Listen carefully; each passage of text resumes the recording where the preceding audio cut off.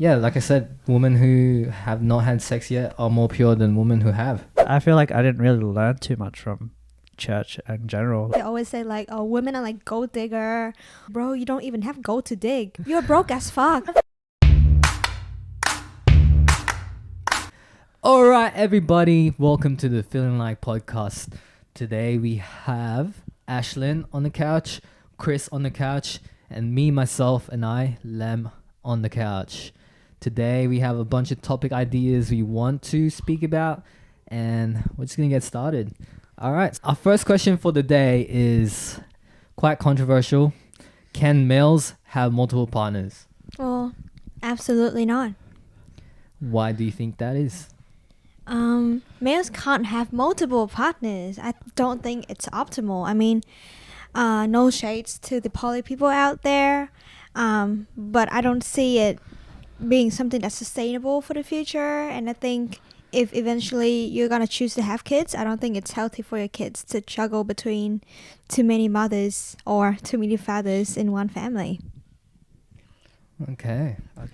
Do you think like a male partner can be emotionally, like give emotionally to two partners or multiple? I'm not saying it's impossible, but I think it will be really, really hard. I guess that like back in the days, I think a lot of people who talk about this topic, they always bring like back in the days the kings did this, the king had multiple wives and all that jazz. But I think the reason why it changed is because something is not working, right? And so I think when the attention is spread out for too many multiple partners and even like, down the line too many kids, I don't think like one can truly feel loved in a relationship because like we're all busy enough. We all have work to do. We have, just work and family and hobbies and so many things on top. So I don't understand how a person can potentially give their all to multiple partners at once. Right, but like why do you think kings and like had multiple partners back then? Do you think they were just bored or? I think back in the day, number one, maybe the board. Number two, it could have something to do with like status. Right.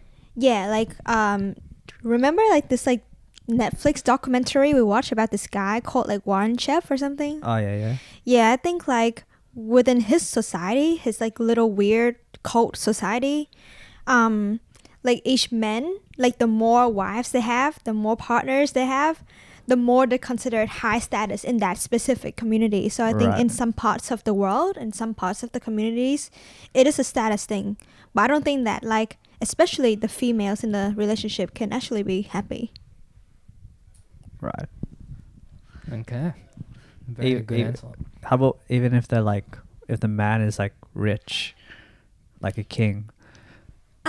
If a man is rich like a king, you think like the wives will be happy or? Yeah, could the wives be happy? Could he satisfy all of them? I don't believe so. I think the wives will only be happy if, the king gives them a lot of like money and stuff, but then they'll be happy for the money. They wouldn't be happy in the relationship. So I think it's two separate things. Right. Yeah, I don't think it works like that, especially nowadays. Yeah. What do you think, Lem? I mean, I fully agree with just not having multiple partners in general, because the wording is partners, and I think the way I define a partnership is that you both agree that you love each other, and if you do love each other, I don't think that's something that you can share with other parties. That's my personal opinion on how I view my own partnerships. Mm-hmm. But everybody out here has their own definition of how they want to approach their own relationships in life. But like I get it that like you have different approaches in relationship in life, right? But then what about like down the line they want children? Do you think it's fair for children to endure all of that? Yeah, that's the thing. To me, I don't see how it's fair on the children, let alone like the For sure. like every other person that's related to these people who want multiple partners. I don't see a benefit in having multiple partners and having children where you can find a child knowing their father has had multiple partners. I don't think it's a great what do you say? I don't think it's a great influence on the children growing up. You know what I mean? Yeah. Yeah. Yeah. Okay. Okay. Interesting. But do you guys ever think like it's acceptable in any case? I think it is acceptable as long as you don't have children. I mean, like I said, I think it depends on the person, to be honest. Right. If it's acceptable to them, it just means that that's how they view it morally. Right. I guess so, but when you decide to bring someone else into the world and force them into like this point of view, I Right. feel like it could take a lot of work to get the child to understand that, because if they're gonna go to school and then they're gonna see like the other kids who have like a normal, you know, sort of parental structure where the father or like the mother has like one partner, I think it could be a hard pill to swallow if they see themselves like growing up very differently. And they could, you know, like the thing about attention, right? Like as children, I feel like they would need a lot of like parental sort of attention. So I think like a lot of like problems could occur from that situation. Right. Yeah. I mean, the way I think about it is, if I imagine growing up and my father is with it has multiple partners, and I had to grow up living with different women that my dad is in a relationship with, to me it just feels very sad. You know what I mean? Like I don't feel like, why would I have a connection with this woman just because my dad had a relationship with her when I have my own mother? Yeah. Why does she need to help raise me? You know what I mean? I'm not her responsibility at all. Mm-hmm. So to me it just shows that the father is very irresponsible, and in a way it's they're just not mature enough in that sense. Mm-hmm. They could be mature in any other aspects of life, but in a sense of trying to raise the children in the right way based on my own morals, I don't think that's the best way to approach it. Right. Mhm. I mean, so what about like in the case of like, since it's like multiple partners, right? So technically, if you're a male and you're divorced and you're with a different woman, that's technically a different partner, right? Would that like affect your like happiness or like your childhood growing up? Yeah, I'd say so. Yeah, I'd say so too. Wow. Speaking of like childhood, like when you guys grow up, say, because we grow up in very different countries, right? When you grow up in Australia, like what was your childhood like, and what was school life like for you guys? Oh, for me, I moved to Australia halfway throughout my life, pretty much during my Yeah. childhood. So I grew up in the Philippines until I was 8, and I'd say the main difference is like the community. Yeah. There's a different approach to the way the kids live their life here and the way kids live their life in the Philippines. In the Philippines, I do sense a bit more freedom, which is why there's a lot of not very successful people in the Philippines, Right. because there's no discipline there. Yeah. But also can it's agree with that. it's just the fact that Philippines is not a first world country, so there's not as much rules in terms of society. Yeah. Yeah, I agree with that. You have There's- kids out there who smoking at 12, 11. Even though that's the case now here, yeah. back then that wasn't the case in Australia. Yeah. You know what I Right. mean? Like it would be more common like in the Philippines. Yeah, it was a lot more common in the Philippines, and nowadays I'm pretty sure it's a lot more common now. How was like growing up in, like, did you always grow up in like a religious community when you were like super young, or was that later on? Actually, I'm low-key confused what religion I was in, what my family was in back then. Like But, when you were 8 years old, even like back then? Before I came to Australia, we were already going to a bunch of churches, but I'm pretty sure they were Catholic churches. Oh. It wasn't even Christian. So I only pretty much started my Christian journey back then when I was already in Australia. Because when we came to Australia, we already had our first family friend group, and they were the ones who were very welcoming to my dad, and they pretty much introduced him to church yeah, that's Right. where my Christian journey started, and yeah, it was awesome. I learned a lot of good values in that community. Mm-hmm. Right. And what about you, Chris? Were you always growing up in a religious community, or how did it all kind of come together?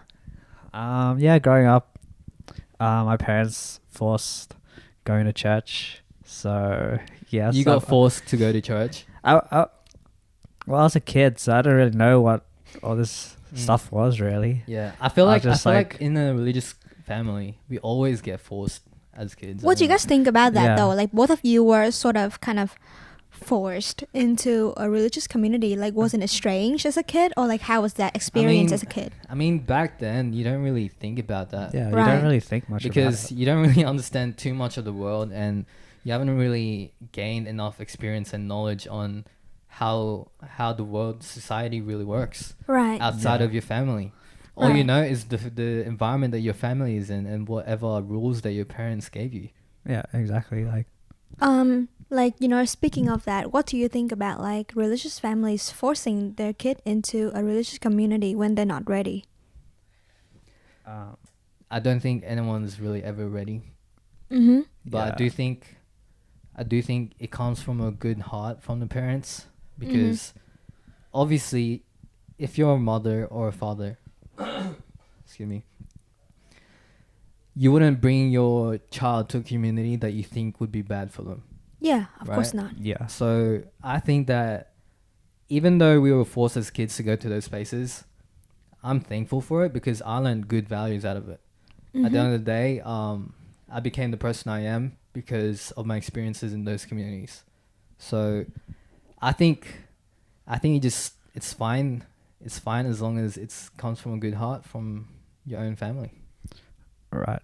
I feel like I didn't really learn too much from church in general. Like, I never listened to anything, to be honest. Yeah, as to be a honest, kid. I didn't listen to anything either. I just like sat there, and the priest would be like preaching whatever, and I'll be like in my own world thinking about something else.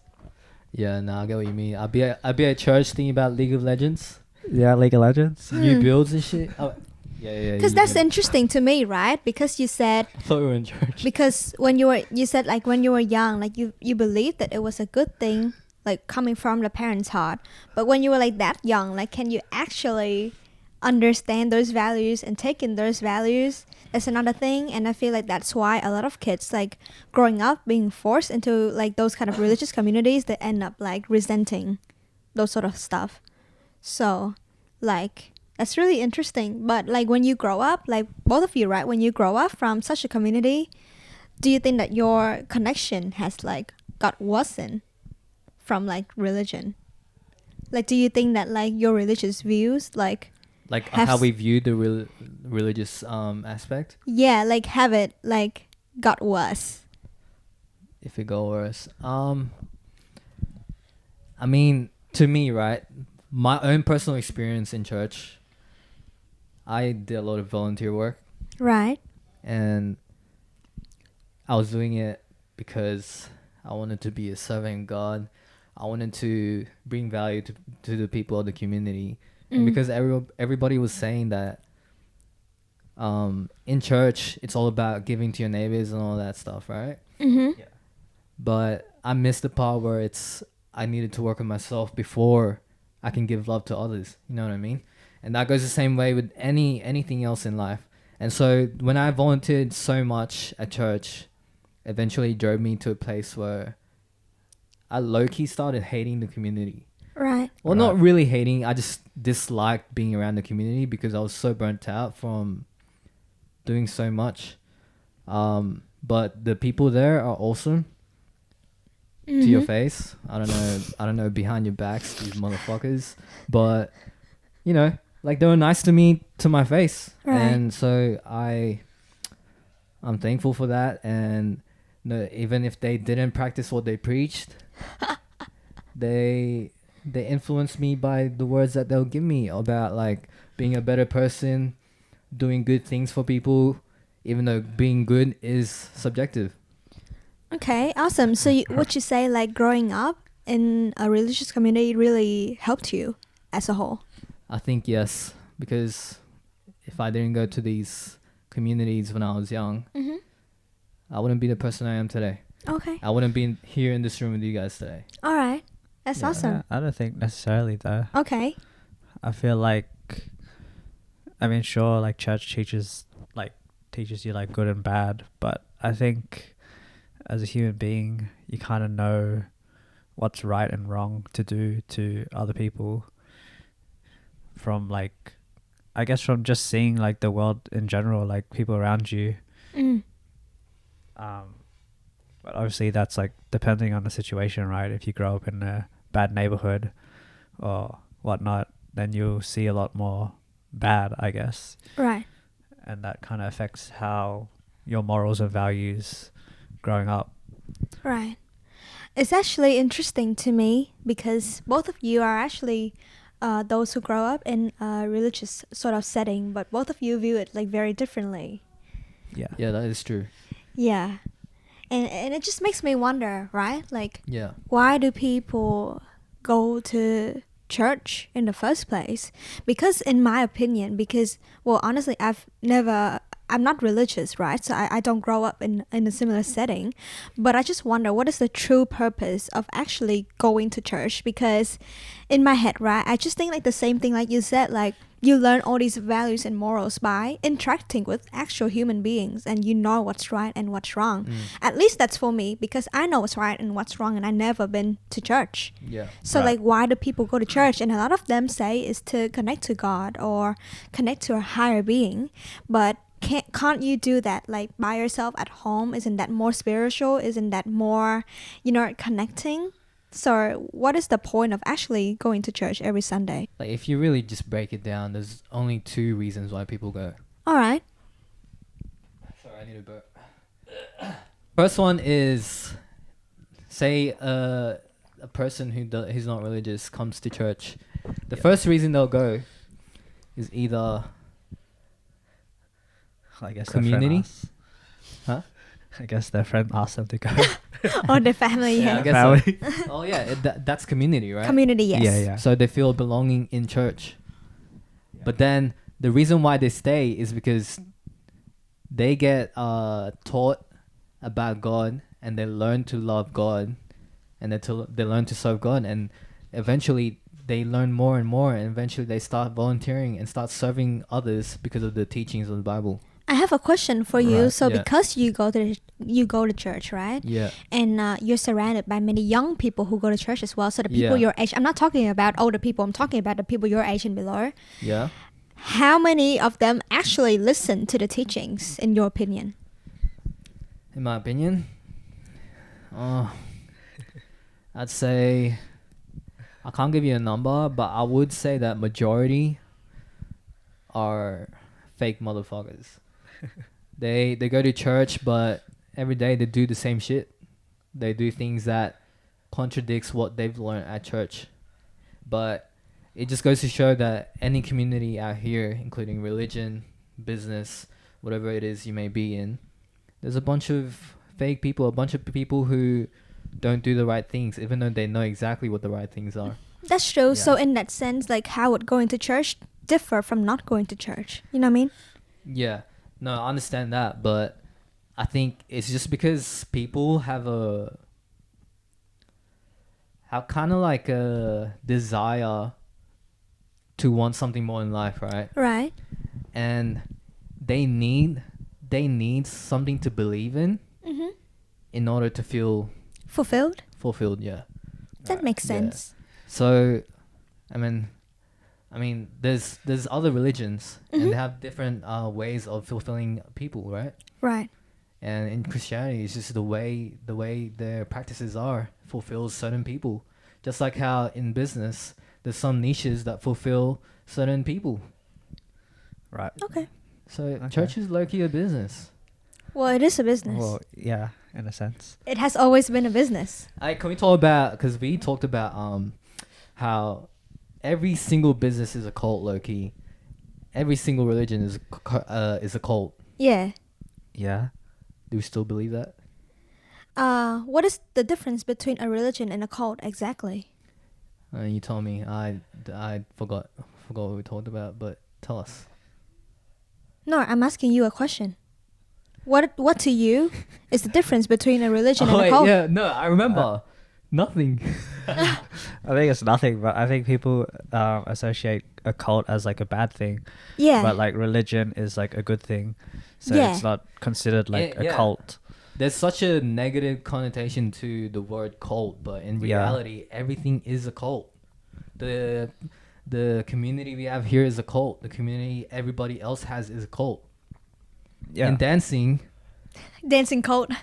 there is cults in dancing. Yeah. Like you have like voguers, you have crumpers, you have hip hoppers. Like, okay, let's for example. Actually, nah, I don't want to put light onto any of these Like communities the whole because hierarchy. yeah, I don't want to get cancelled by these people. They're It's awesome okay, people, Lem. man. It's whatever. Get cancelled, whatever. Yeah, like the whole hierarchy of like a business is technically a cult, right? Yeah. You have like managers, Yeah, and then like below the managers you have like yeah. It's just all the staff. It's so funny how so many people think cult is such a negative thing. Like when they see like a say an MLM, right, multi-level marketing business. Yeah. Yeah. Like people look at that and they say pyramid scheme. Bro, everything is a fucking pyramid scheme. If you learn business, you understand how the pyramid is built. That's Right? true. True. Dude, every single business has a pyramid. Well, every successful one. If you're a dumbass and you're trying to build a business with your own time and your own work, you're a dumbass, bro. You're supposed to build a pyramid. Yeah. The fuck? So, anyway, only people who are people who have poor mindset, think everything is a cult. They think cult is a negative thing.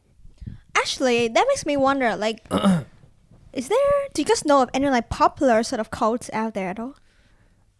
No. Not that I want to mention. Yeah. I want to get monetized for this video. You know what I'm saying? Okay. Let's move on. Let's move on. Okay, so earlier I was like touching on like childhood experiences and how you guys grow up, right? Yeah. Right. Yeah. So yeah, Chris, can you tell me a bit more about like what it's like growing up in Australia?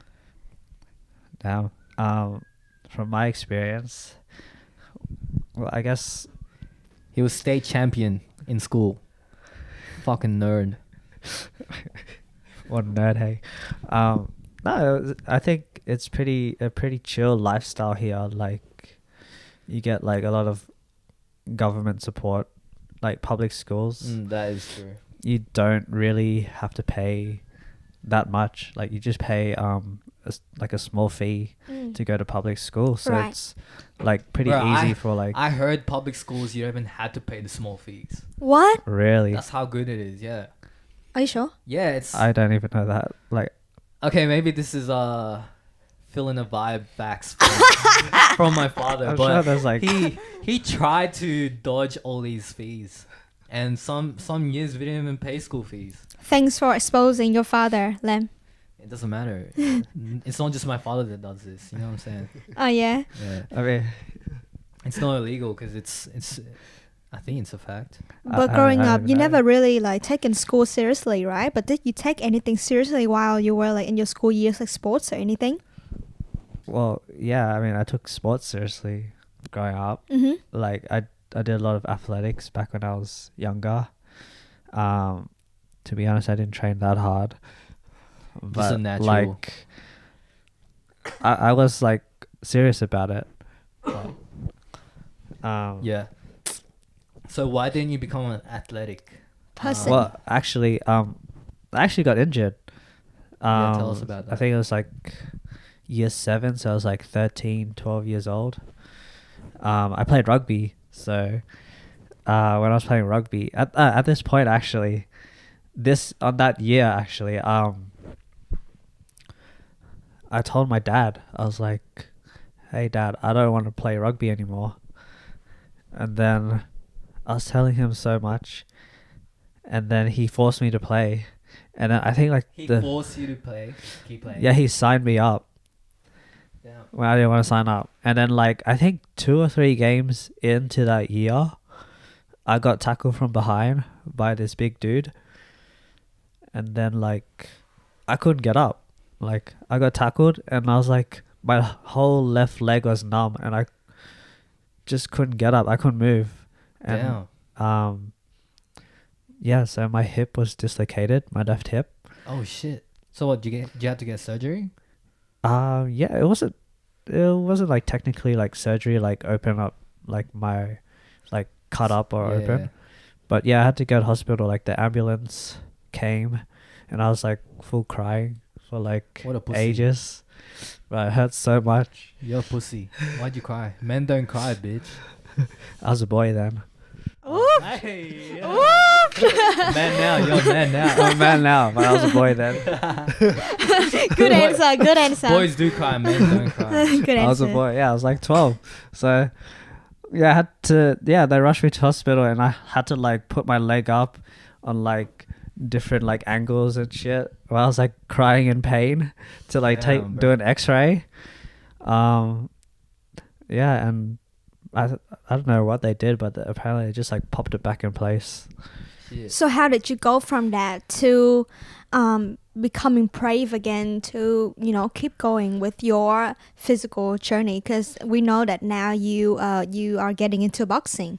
Oh, Right? Yeah. Yes, We yes. actually sparred yesterday. This guy made my one ear deaf. So how did you go from like being injured and like, you know, kind of hating kind of like physical sort of stuff and like growing into like boxing? Well, I wouldn't say I hated physical stuff. Like when I was injured, I was kind of like, I guess, irritated that or annoyed that I couldn't do anything. All right. And like naturally, I just love to be like physical and like do Pause, what? Okay. do like sports in general. So like that was kind of like my life growing up, is to like, I never liked to watch TV or anything. I like to be outside playing with like soccer ball or like, you know, playing handball or whatever. Wait, so after you got injured, did you keep playing? During that year actually, I went to state that year actually. Wait, After I got injured. After your injury. Yeah, after my injury. How long did it take to recover? I think it was like 3-4 months. In I was those like, 3-4 months, were you still doing sports activities? No, I wasn't doing anything. I was just sitting down. Like I was walking in crutches, so I couldn't do anything really. Ah, okay. Like I was just sitting on chairs, walking around school in Wait, crutches. so you went to state for what? Long jump, Shit. What's your longest long jump? like 650 or something. Damn. 6 meters 50. Mine's 28 meters. Damn. I'm being serious. What's your longest long jump, Ash? Yeah, Ash. I don't think I've ever did a long jump. Everyone's 0.28. Probably. Yeah. Wait, why 28 meters though? Okay, no reason.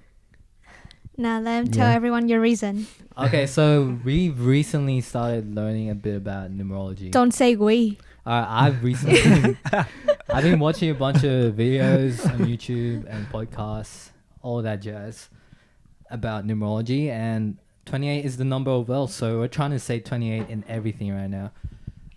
Shout out to GG33 because you are awesome, and we're gonna continue to try to put this 28 energy into our businesses. Well, I'm gonna try that. We'll Okay. see what these guys think. Yeah, I don't know what to think about numerology, to be honest. Wait, anyway, continue. What are you saying? Well, Something about you continued playing sports. yeah, after that, because I went to physio straight after injury, Yeah. for, I don't know how long, can't really remember, but basically I was like, oh, because I think halfway during the year, there was the athletics carnival, and I was like, oh, can I run? Like, can I like participate? Yeah. And eventually, yeah, I was like fit to do that. Yeah. And like, yeah, I mean, I did really well. But I also felt like I wasn't the same. Like in my left leg. All right.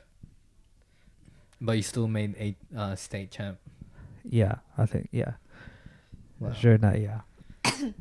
Wow. Wish that was me.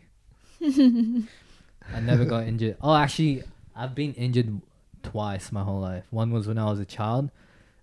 I dropped and landed first on my elbow, my right elbow. Damn.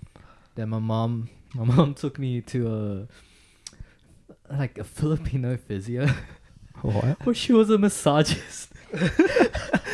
bro, this old Filipino lady starts massaging. I'm like, what the fuck? This hurts like crazy. And I was a fucking boy, so I was crying too. Yeah. Right? But, Facts. dude, that was crazy. It was hurting like shit, dude. But the other time I got injured was I went ice skating. This is the first time I went ice skating and the only time I'll ever go ice skating in my life. First and last time. It was at the Macquarie Rinks ice rink. Yeah, that was my first time ice skating, so I was trying to learn it. 20 minutes in, I'm like, yo, I'm getting pretty good at this. Start speeding up. This guy cuts me off. Boom!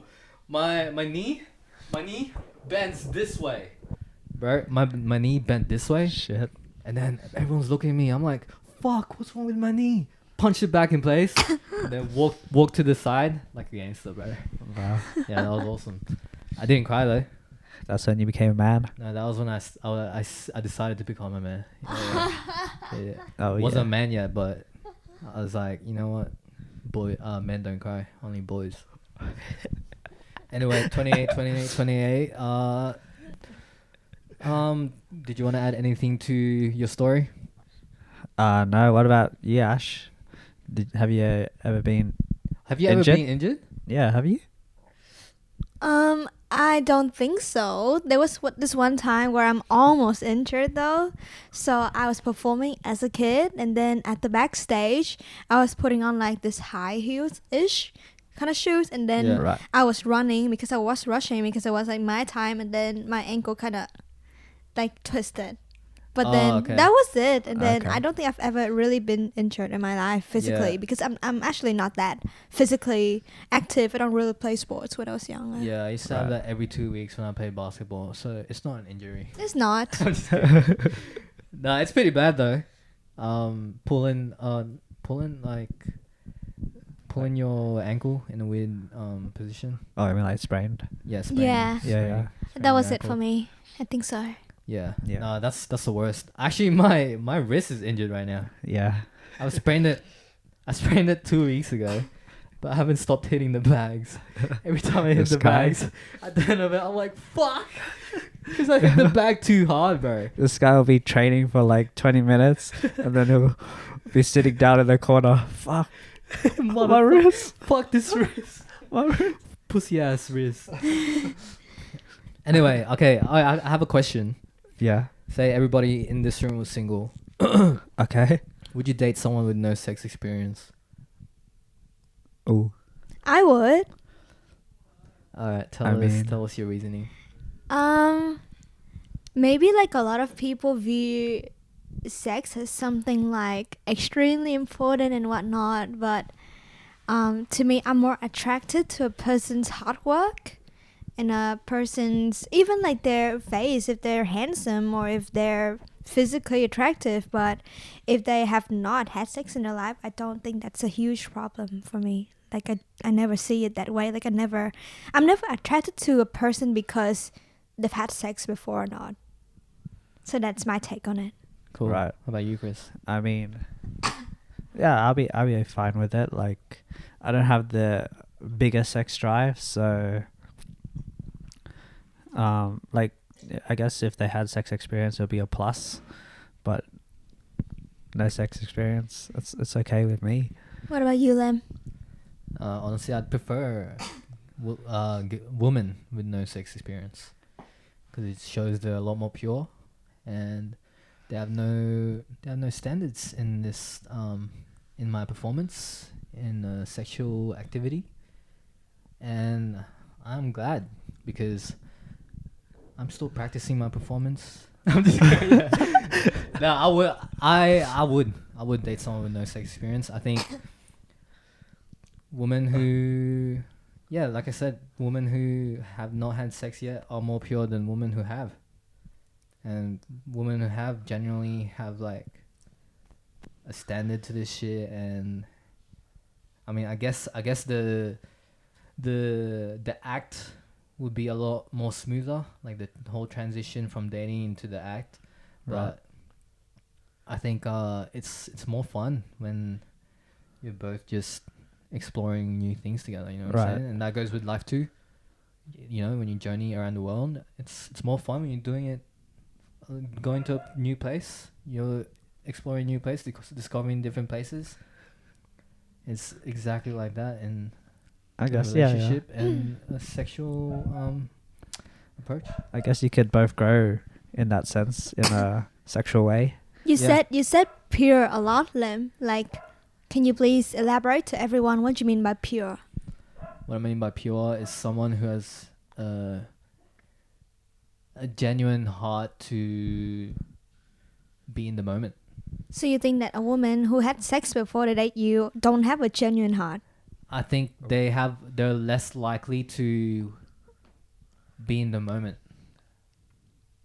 when it comes to sex. They don't Right. value it as much as a woman who has not had an experience yet. What if they did experience it, but like their ex was like really bad at it, and then they date you and like you're very good at it? They can tell more of a difference, don't you think? I mean, yeah, they can, but the thing is, there's issues that come with a woman like that. Why is there an issue if they had sex with like one ex before and then they date you? Yeah. Like you said, they've had a bad experience, so they're gonna have a sort of like a standard for like how they think it's gonna turn out. But Right. and it's Right. like it's not fair on me if I'm very good at it, and they're expecting the whole act to be like some painful experience. You know what I mean? Okay. Right. So you would prefer someone who had never had sex before to date them? Yeah. Would you hesitate if? In other words, we're actually just saying, would you date someone who's a virgin? Yeah. Yeah. Technically, yeah. Nothing wrong with that, but I mean, yeah, I there's would nothing. Would prefer. prefer. To be honest, I don't mind. I just don't mind. But yeah, I guess it's cool. Yeah, it's cool. Interesting. I'd date a girl with no sexual experience. Okay, cool. Yeah. I'd date a girl who has never kissed anybody in their life. Yeah. Same. I would. I would too. Oh, hey, I got a question.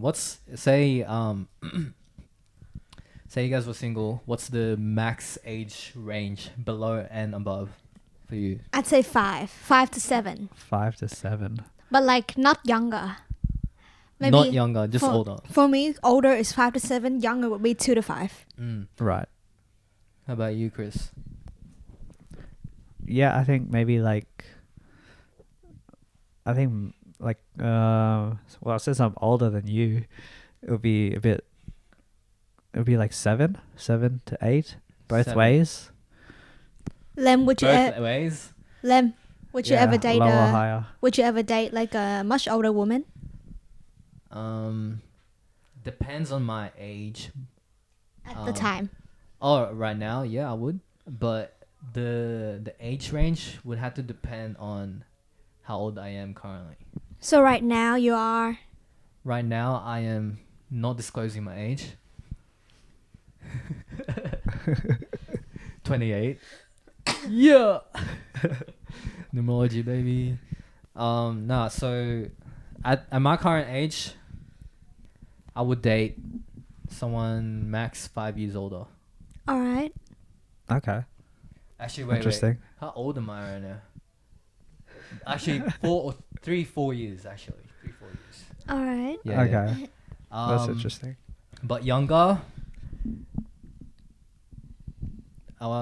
probably 3 years.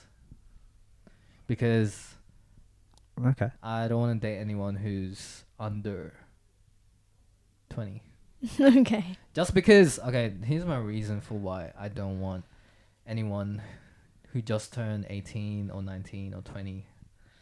I think it's like they're coming out of a cocoon It's their first time experiencing the real world, and so they still have to face the temptations of the people, the societal structure of the people in their age. And that's like temptations in partying, temptations in hanging out with friends, temptations in cheating, because that's normalized, especially nowadays, right? So I don't want a girl who has not learned to handle these situations. But what if they're like really mature at that age? What if they're like a successful entrepreneur or something at the age of 18 or 20? Hey, if I can find a girl like that, please Introduce to them, please. introduce yourself. I'm hoping Miss Sushi is like that, you know what I'm saying? Who's Sushi Girl? Who's Miss Sushi? Who's Miss She's Sushi? not a girl, she's a woman, sushi woman. Yeah, this This random chick Lam meets at work. Lem gets all the girls, by the way. No, that's not true. I get no girls. Okay, let's talk about something else. Hey? Okay. So we are okay, I got another question.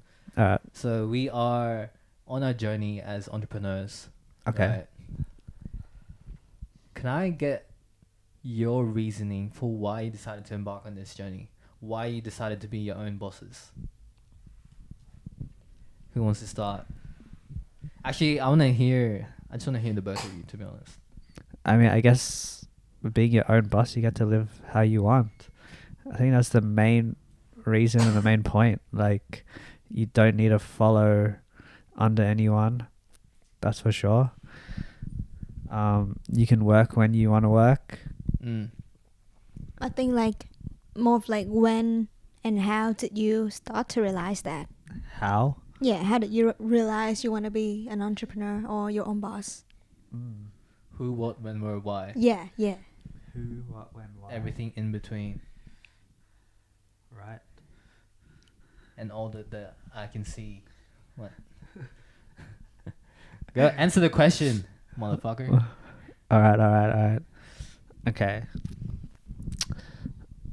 Well, to me, like, I've always wanted to make money in an unconventional way. Yeah. That's, I guess, what drove me to being an entrepreneur. So that would be like my reason why. Like, I didn't want to work a 9-to-5 job or make money the conventional way, whatever that is. Yeah. And Conventional way, you're just saying like 9 to 5 and all that shit. yeah, 9-to-5, working your office job, whatnot, you know. Yeah. Wait, hold up. What? Wait, what? Oh, okay. No, you didn't speak in your mic, so I was like, did it mute? No, didn't Keep admit. going. It's all good. What else? What else did you want from me? Who? What? Who? What? Who? Where? So who? Answer who first. Who? What do you mean who? Like who? Like, what was the turning point where you like actually decide to take action? Yeah, tell us the story. Like, what made you decide? Oh, you know what? I need to do this, and how? Like, what made you think like that? It's just, I've always thought like that. Like Like, since I've you were always- young? But when did you take action? I guess when I dated Ash, Oh shit. I guess that's when I kind of took action. Yeah. Because I guess there's someone I knew who actually thought the same way. Wow. And that kind of, I guess, yeah, helped push it for sure. Right. Like, because a lot of people around me wanted to do, you know, normal way. Right. So that definitely helped a lot. As for me, like, you know, I've always grown up with entrepreneur people around me, my circle. So my mom and my dad, they're entrepreneurs. They have their own company in Vietnam. My sister and her husband are also entrepreneurs who have their own company in Vietnam. When I went to high school, there was like this one like guy. He was an entrepreneur when he was like in the same year as me. I believe we were 14, 15, and he started flipping shoes. And then he made a name for himself in Vietnam for that. And even like some of like the girls in my high school, they had their own cafe and restaurant. They launched all of that shit, obviously with the support of their family, but I don't see a problem in that. They all kind of like started their own shit. And so back then when I was like I was doing music school, right? And actually like the principal, aka the founder of that music school, was my teacher. So literally everyone around me was their own boss, had their own company. So I've never really thought about doing a 9 to 5 ever in my entire life. In fact, I've never really had a proper 9 to 5 in my whole life. It was just like really on and off work. It was just like really random work here and there. And I don't really I don't really have that mindset at all ever. So I think like growing up, just the thought of being something else outside of being your own boss has always been weird to me. Right. Right. Because you grew up around that community. Yeah. But like when I actually took action, right? Yeah. That's when like during COVID, and like me and Chris, we were like, you know, like this is like a very good chance for us to learn new skills and start something new together. And even though sometimes those plans haven't really come into like fruition, even when those plans didn't actually happen, we still learned heaps along the ways. And now we're making like this podcast. We have like our own company and like we're doing all these things. And it didn't happen overnight. It was like a very long process of like just learning about this journey, and we lost a lot of money and everything, but we feel super satisfied. We feel like we learned a lot.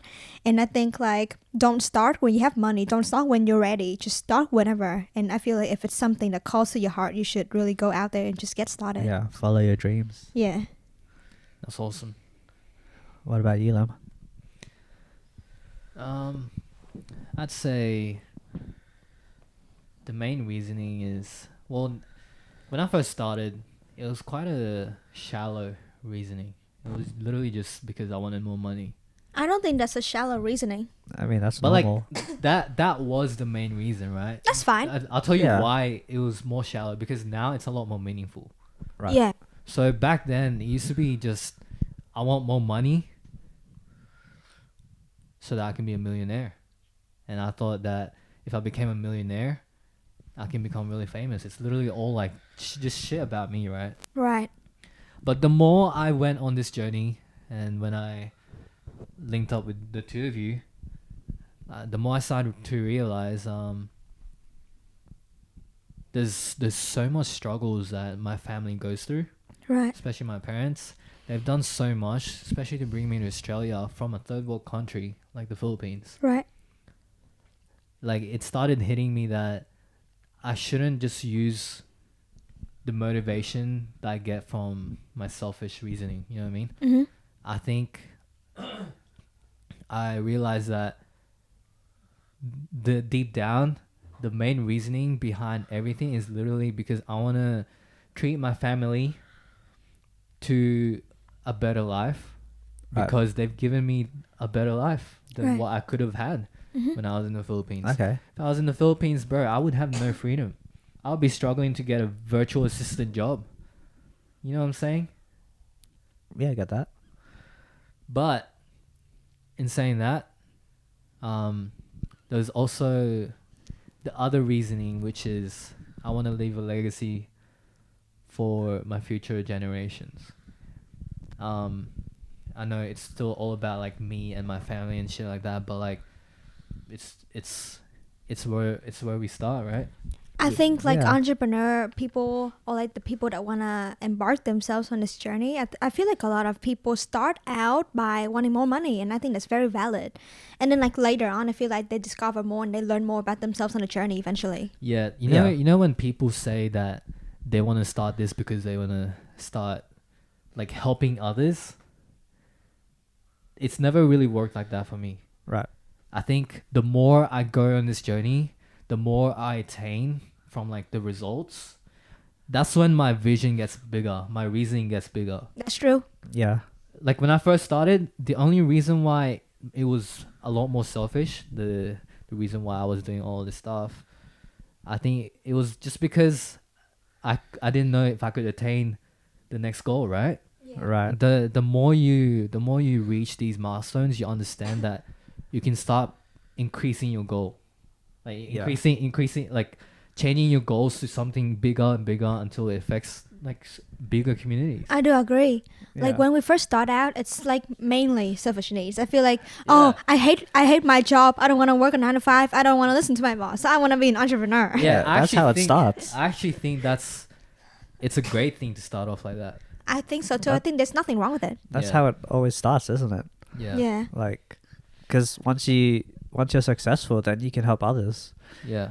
Yeah. Like, I think like we talked a lot about like we can't help others if we can't even help ourselves first. yeah. Yeah. So in order to actually do the charity work we want to do, or like help our parents, or like helping, just people in general, and I just think that like we need to take care of ourselves first, and we need to be strong first, and we need to somehow get there first before we can do that to help others. Like if you're poor and like you're in this shitty mindset, like who can you actually help? Right. Yeah, exactly. Yeah, that's facts. That is Yeah, facts. and so like I've seen like this girl on TikTok. Her name is Paulina Nioli. She's very controversial-ish, famous-ish TikTok entrepreneur. She's like a film movie investor or something like that. She has her own social media agency for celebrities. She has her own like underwear brand, Right. lingerie brand, and then she Right. also had like her own restaurant, right? And then I would go to her page and I would see like a ton of trash comments about like how like she's spending all this money on like lavish like lifestyle and like clothing, but then she also donated heaps. Yeah. Like, and then I was like, these people are trashing her, and they were like, why do you buy all these clothes when you can give them to, when you give money to charity? But she Yeah. does both. Like, she buys herself clothes, and she gives like millions and millions and millions a year to charity. So Yeah. she's capable of both. Yeah. But like Yeah. these people that complain, people that complain on like her DMs, like how much have you actually given to charity? The thing is, people who do complain like that, it's said a lot in society, but like it's true. These people that do complain, it's because they lack all these things. They think that like, instead of putting into something good, you're buying things for yourself. But like, the reason for why these people comment on all that shit is because they don't have the luxury to do what she's doing. That's all Yeah. it is. They're just jealous. Like deep down, it's just jealousy. But these people may not be even aware of that. Yeah, if I see someone that like has that many clothes, that amazing, all these branded clothes, Yeah. I must think to myself like, damn, like how much did this person actually give to charity? I would think more of that more than like if this person buys too many clothes, they can't give anything to charity, if that makes sense. So I think they go hand in hand. I don't think they have to be one or the other. Right. Anyway, speaking about clothes, how much is fits right now? Mine's about 10K, 5K, 20 grand. As if What? Hey, I don't cap. I only speak the truth. I have a really good question for you guys. Alright. Yeah. I know you guys are passionate about this topic. And Yeah. it includes the word passion. Okay. Is your passion worth following? no. Explain. Is my passion worth following? It depends on what the passion is. Back then, when I was passionate about dancing, I thought it was worth following, right? But Yeah. honestly, I see the industry for what it is. And I think following that like dancer sort of path, I feel like I can't help as many people as I want. And even if I can, I think it's gonna take much longer than me being on a different path. And I don't think that that path could, benefit the people around me as much as I wanted to. Yeah. So when I was passionate about dancing, I truly was. In the long run, I just don't think that it helps anyone. And like even if I think about like settling down and having a family, and still pursuing dance as a path, like I don't even know if I can sustain my family for doing what I do. So in that sense, I think choosing that path could, it seems like it's a bit selfish on my end, knowing that I can make more, money in other ways. Right. But when I decided to like pursue this, I say, entrepreneurial journey, Yeah. I actually hire my best friend to work for me and improve her life and help her pay her rent. Yeah.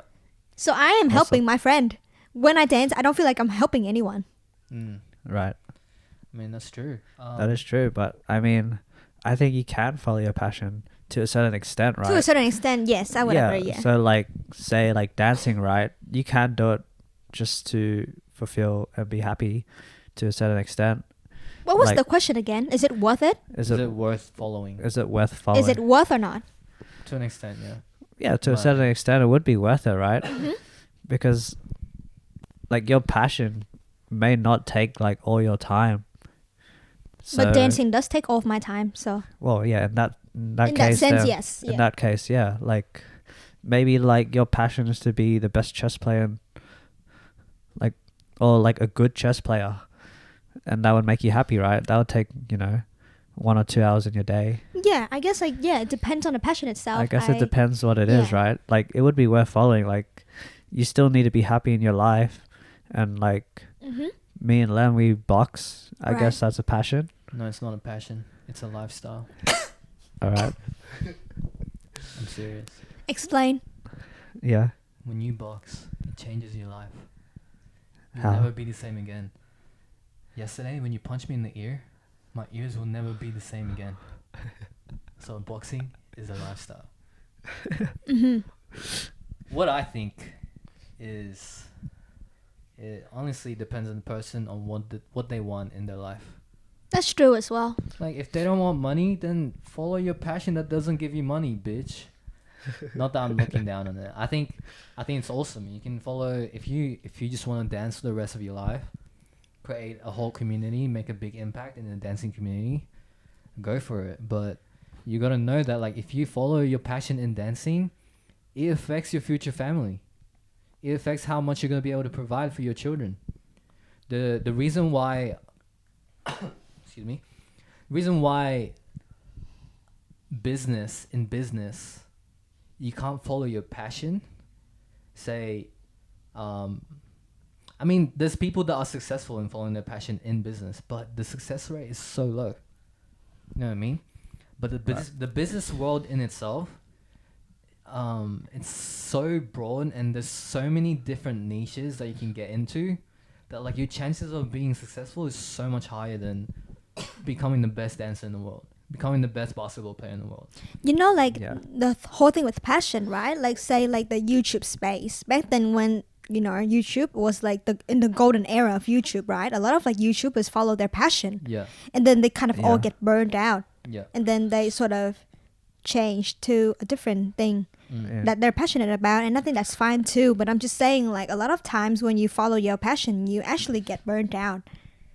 Like when you follow Yeah. it to an extent where you put like all your energy or like your financial future depends on it, then I think Yeah. that's very hard for some people to follow or pursue it instead of Yeah. doing it on the side. I mean, Yeah, passion like- changes. Like as I well. was saying, if you're doing something you're passionate about and you expect it to become like your future stream of income, Yeah, you got to understand that it's not going to become your passion at the end of the day. true. Yeah. Well, you can't mix your business ventures into your passion ventures, unless you're one of the lucky ones. True. You know. Yeah. Yeah, but that's I think really rare. we're- But like, look at all these singers, right? Yeah. Even though they make heaps of money now, they enjoy the money, but like a bunch of them complain about their singing careers. You know what I mean? Like, when does passion become work? Yeah, it's true.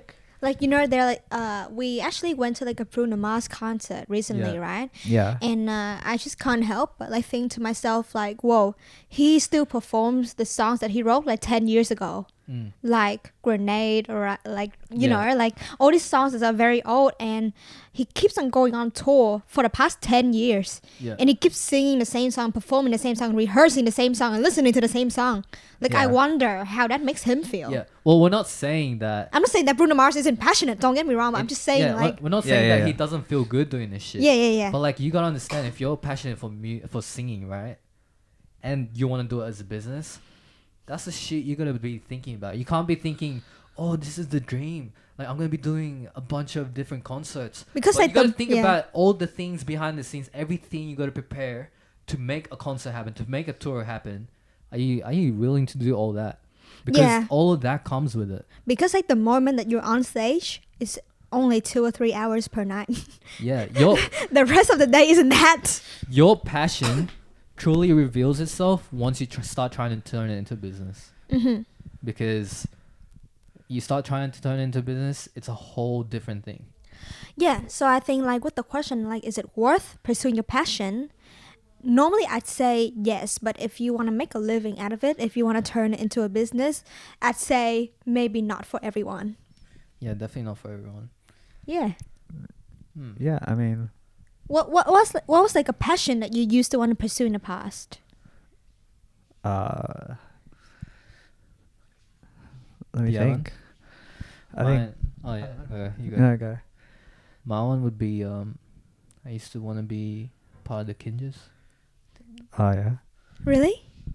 Yeah, look, when I first started dancing, I thought that was so cool. You Yo, remember that Mike's song? was like my ex's dream. Oh really? Yeah, shout out. Would you ever ask for an Instagram from like say one of your idols? I Oh. mean, their Instagram is fucking public. No, I don't think so. No. Well, I will get ask them to follow you. Would you That's ever fucking ask weird. anyone to follow you? That is fucking weird. Nah, No one never. should be asked that at all. I've actually done that way too much. If they want to Can you follow follow me. my Instagram? That's so weird. No, this is how I say it. So how did you say it? Hey motherfucker, follow for follow. They say, yes, Mr. Sir. They all bow down to me. I don't know why. Anyway, what was a passion you wanted to follow? I think I wanted to be a sports star actually. Oh, really? What kind Yeah. of sports star? Like what sort of sports? There's so many. Maybe like tennis. You wanted to be a tennis player? Yeah, I did actually. Yeah, I played tennis for a little bit. It was enjoyable. Okay. But yeah, I think it was like at the time like it's a bit expensive to like Play tennis. like do lessons and stuff for my Right. parents. So like yeah, it's kind of an expensive sport, I guess you could say. I feel like a lot of sports nowadays are very expensive to get into. Yeah. Is it? Somewhat, yeah. Yeah. Except for Uh, boxing. Boxing you can do it bare hands, you know what I'm saying? you Yeah, I just agree suffer a though. bit more injuries, so that's fine. Yeah, Yeah. you get a little bit of brain damage. That's Yeah, fine. that's fine. That's fine. You just lose your ability to walk. That's fine. Ability to think. What? What? And then continue, Chris. You're talking about something. I was just talking about I want to be Being a sports passionate. star. Oh yeah. Like, but I guess I didn't really follow through with it. Because you got injured. Yeah, when I got injured, actually kind of it was a big letdown. I was like, damn, I don't feel the same. Like, I don't feel as strong. Right. I have a question here. Should you have many friends? I mean, Yes, no, yes, no. Depends. Depends. Like, In what context? yeah, like What's your context here? like close friends or Close friends or just normal friends? just like loose. Answer it the way you want to answer it. Okay. Yeah. Well, I don't think that anyone should have that many friends. I mean, if you have like a big, strong network circle of people you know, Yeah. that would be amazing, right? Do you think network It's overrated. is friends? Do I think network is friends? Network has to be friends? Do I think network has to be friends? Yeah. Not necessarily friends. They can just be like acquaintances. Yeah. Yeah. I think that like back then when I had a lot of friends, Yeah. and I went to like a lot of like dance events and parties, I had struggles with like connecting to people, as you know, when I have like less friends in my life, I felt like I'm more confident and Yeah. I can network a little bit better in a weird way, even though I have less friends. Yeah, you have no Because I friends think right like now. no, I do have friends. Shut up. I think like just like We the all people I have have in my friends. life right now as my friends, they're really real. So Yeah. they make Right. me feel good about myself. They make me feel confident, and we support each other really well. So whenever I have to go to the outside world to connect and network with other people, I feel like I have all the strength and confidence from my group of friends that I have now. Wow. Do you think your friends have to be like-minded?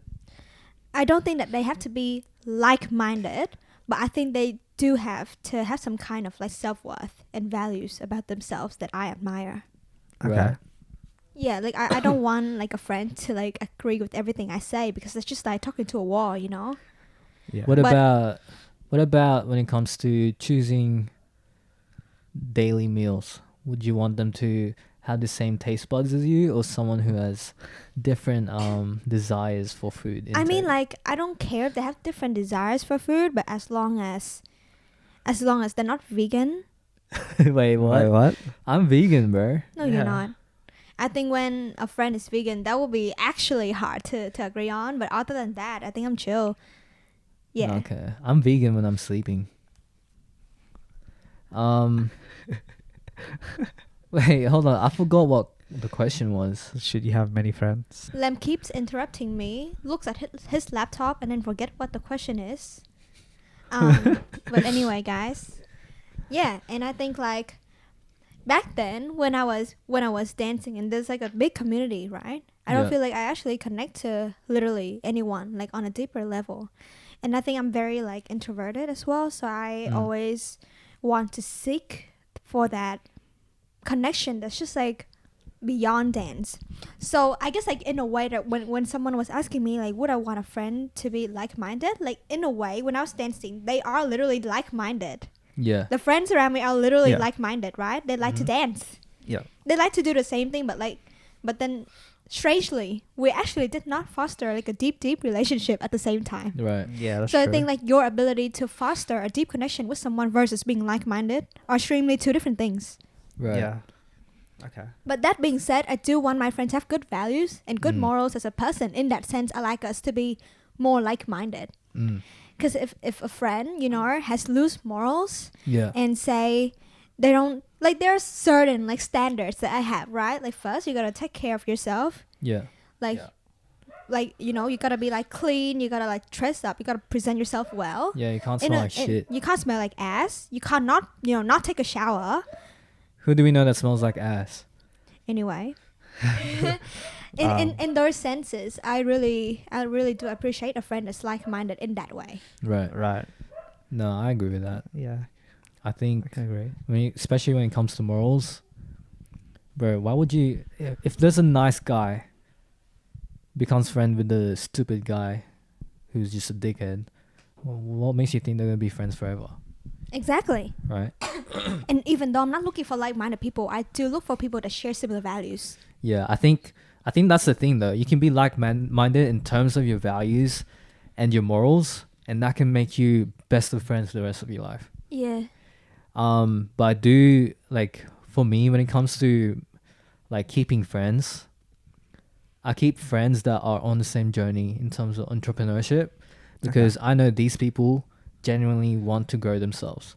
Like, these people genuinely want to challenge themselves in this fucked up world of life instead of fucking watching TV at home after a 9 to 5 job, going out every night to party. Dude, like, what is the point of life? You know what I mean? Right. Like, go out there and make something of yourself. So when I see people are like that, I respect them. Yeah. Right. What about Awesome. you? Well, I don't have many friends growing up anyway. Chris has so no friends. I have no friends. Like, these two aren't even my friends. Yeah. We're only friends on video. Yeah. Wait, what? I'm not even your friend right now. Yeah. You destroyed my ear last night. Yeah, that's why. F Wow. you. F you, bro. Nah, but I mean, I'm very antisocial, so like throughout my whole life, like I don't even like to talk, to be honest. I don't like talking. Sad. Like that's, yeah, it's sad. Like it's so weird, but I'm gonna be honest. You're funny, bro. Like, You're funny. yeah, like I prefer like listen to, yeah. Yeah, that's one thing I'll give to Chris. He's probably one of the best people who you can talk to, because he'll just listen the whole time. Yeah. And then he'll say back what you want to hear, pretty much. You know what I'm saying? But like, if you tell him to be honest, he's not afraid to be honest. Yeah, I'll be like blunt about it. Yeah, Like I won't sugarcoat it. yeah. Lem, would you say you have a high standards in friends? I think before I did not. Like when I used to dance and all that shit, when I didn't really know. I didn't really know much about this life of entrepreneurship, but the more I got into it, I learned more about philosophy, learned more about trying to be a better person and all that, and also started realizing that all these successful people have standards in their own friendships, That's true. Right, yeah. and because of that, I realized, I need to start doing the same. I can't just Yeah. be friends. I can't be close with someone who doesn't have the same, who doesn't share the same values, or doesn't share the same journey. Right. Like they don't have to be doing exactly everything with me. They just have to be they just have to show that they're hungry and they're working on it. Like so many people out here are Okay. hungry, but they eat fucking garbage. If you think about it. I mean, I can't have friends that like to eat fast foods and macas every single day. I'm sorry. Oh yeah, definitely not every single day. Every second day. Not even that. But yeah, when was the last time you guys had fast food? fast food. I think it was like actually last Christmas. Damn. What's the Last date right now? I Christmas. forgot. It's July now. It's July. Damn, it's been 6 months. Yeah. Fast food. How about you? Probably like mean, last yeah. week. Instant noodles. Wait, no. I meant like fast food restaurant. Fast food restaurants. restaurant. Yeah. Well, in that case, I had fast food 2 nights ago. Wait, where did Like- you go? Huh? Instant noodles. No, the instant instant noodles. noodles. Yeah. But what about the fast food restaurant? Yeah, fast food restaurant. When was the last time? Your one was 6 months? Yeah. How about you, Chris? Maybe like 2-3 weeks ago. Damn, what do you eat, bro? Well, I was at work. I didn't know what to eat. Oh yeah, fair enough. So I what was did you like- eat? I just went to Macca's real quick. Oh my goodness, we have a I'm trader not, over here. Not proud of Trader. it, but We have a like trader. Trader. I was kind of sick of eating sushi every day. Today, Anyway, no Chris, going. would you say that you have high or low standards in friends? I don't know, to be honest. Don't know mean low. Yeah, low. You have to raise your standards. You Yeah, have for to sure. raise your standards. Raise your standards, little bitch. The fuck? Why? So who's the lowest? Who give us drop a name? Who's the lowest out of your friend list? The lowest My rating. friends. Yeah. I mean, Is it baboon? Motherfucker. Baboon. Shout out to Fuck you, Baboon. baboon. Bro, I'll knock that guy out. I ain't gonna lie. I mean, people at work. I mean, I wouldn't really call them friends. What would you call them? Colleagues. Yeah, more like colleagues, I wouldn't call them colleagues either. I'll call them humans. cockroaches. I'm just kidding, yo. I'm sorry. I'm sorry. I didn't mean to say that. He totally means that. No, I did not. Can money buy happiness? Yes and no. I think money can't buy love. Like you can't force someone to love you. Yeah. Genuinely, right? Yeah. But it's 2023, and I think like a lot of our happiness associate with material Mm. in this world, and I don't think I there's agree. anything wrong with that, though. I don't think there's anything wrong with that. But in terms of like love, like I think in 2023 it's harder to find genuine love than Right. ever before. So Right. that's the only thing I don't think money can buy. But like now, money can buy health. As long as you have access to a great hospital, private hospital. Mm. That's generally the case. I'm not saying like if you are in your cancer stage, but I'm like saying like generally you can buy health with money, right? Yeah. And that makes you happy. Right. And you can buy like your phone, you can buy a nice house, you can buy a nice car. Yeah. I feel like money can make a lot of people happy and solve a lot of people's problems. Mm. A lot of rich people say that like even though they have like this much money, they're not happy, right? But to buy happiness, it's actually a lot easier for them than us. Or That's like true. Us as in like True. the general people. What do you think the best thing is that money can buy? I have an answer to this. Answer. Yeah. What is it? I think it's just to give freedom for your family. Yeah, that is the think- best thing. Yeah, in my Yeah, opinion, I guess so. Yeah. that's the best thing that money can buy. Freedom. The day my parents are free from everything, bro, I'm gonna cry. Yeah, I'm gonna become a boy that day. I think freedom is makes a lot of people's lives easier. I think a lot of people just want to be free from the job that you hate, Yeah. free from even staying in like your parents' house, which you always have a lot of arguments with. Just free from a lot of things, and you can literally escape anything you want if you just have money. Yeah, that's true. Do you think like you'll ever get bored? Bored of what? This journey? Like Oh, with once money. you have money and you can buy anything you want, you can go anywhere you want. You've been everywhere. Say you've been everywhere. You've bought, like literally you can buy anything, right? Yeah, at that point, I'm gonna be joining Graham Hancock. Is that his name? Yeah, Graham Graham Hancock. Hancock. Yeah, well, shout out Graham. You are awesome. I wanna become an archaeologist after I've experienced everything on this earth. Either that, or I'm attacking the forces of this world. I don't think that we'll be bored. I think that as humans, Yeah. our brains like challenges and problems. So we will automatically, in a way, create like a different business or doing more charity work or helping people's life in a certain way. I think we'll constantly creating our own problem. So I don't think there'll be a point where we reach like absolute boredom and there's nothing else we can do in the world. I don't think that's ever gonna be the case. Yeah, Right. especially if you're in business, you're never really gonna be free. Like, Wait, what? Well, I mean, no, like if you're in the business world, you won't be free. You still have to work.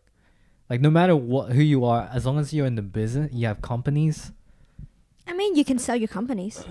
Yeah, you can. No, I'm just saying, like, if you are still in the business world, right? If you still have businesses running, yeah, you can buy freedom for your family, but you yourself don't truly have freedom. You may have extra time, less time, more time compared to having 9 to 5, right?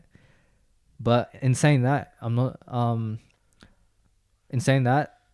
I think that people who are in this business journey are gonna have fun, like not 'Cause, being yeah, I agree though, because free. sometimes freedom is like super boring, especially if you don't have money though. yeah. Because if you don't have money, let's say I put you on a random farm, technically you are free, and like let's say I give you unlimited amount of food and supplies and Yeah. money.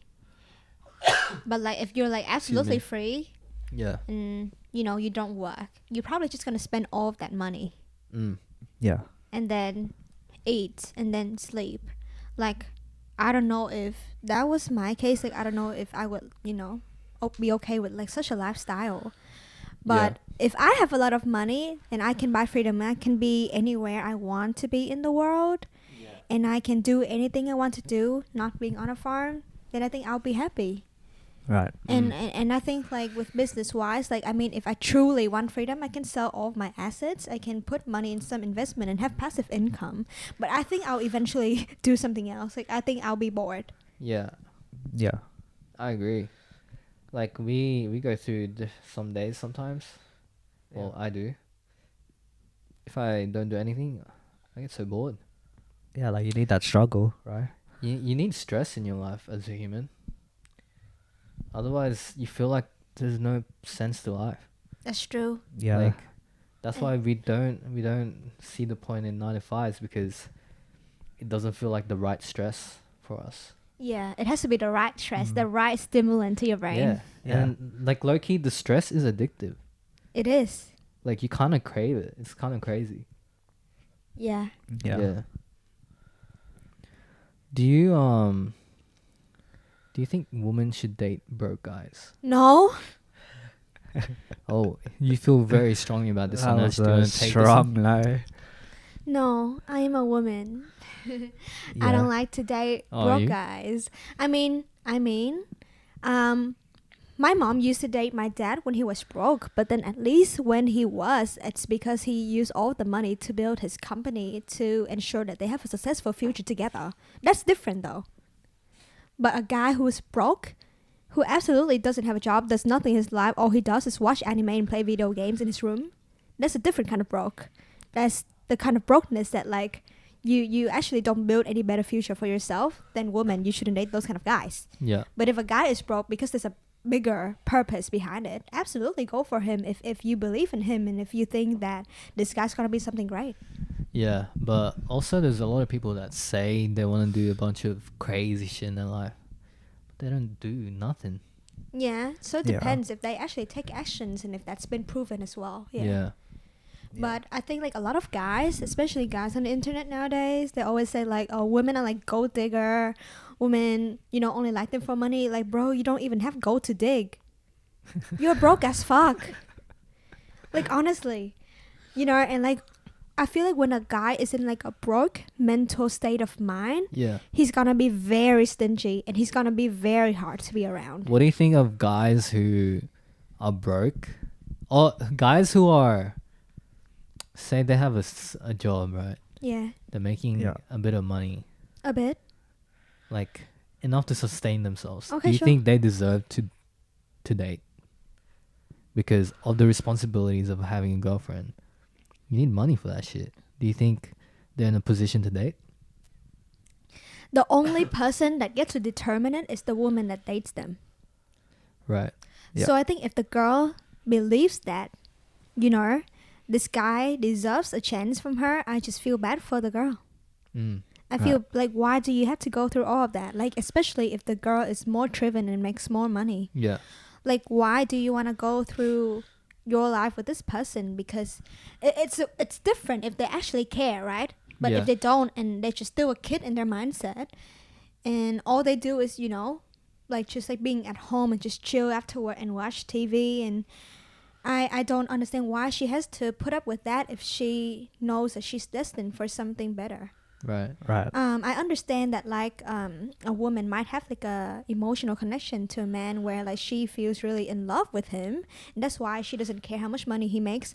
But then what about when you guys have kids together? What about when you guys have a family together? Mm. You know, and like you put your kid through all of that, and you're a mom, and you have to like, you know, carry your kids, and you like, you know, you have to actually do a lot as a mom, and you have like a Yeah. husband who literally don't give two craps about like your financial future together and how he makes money and how he sustains his family. Then your husband is literally your other Mm. kid.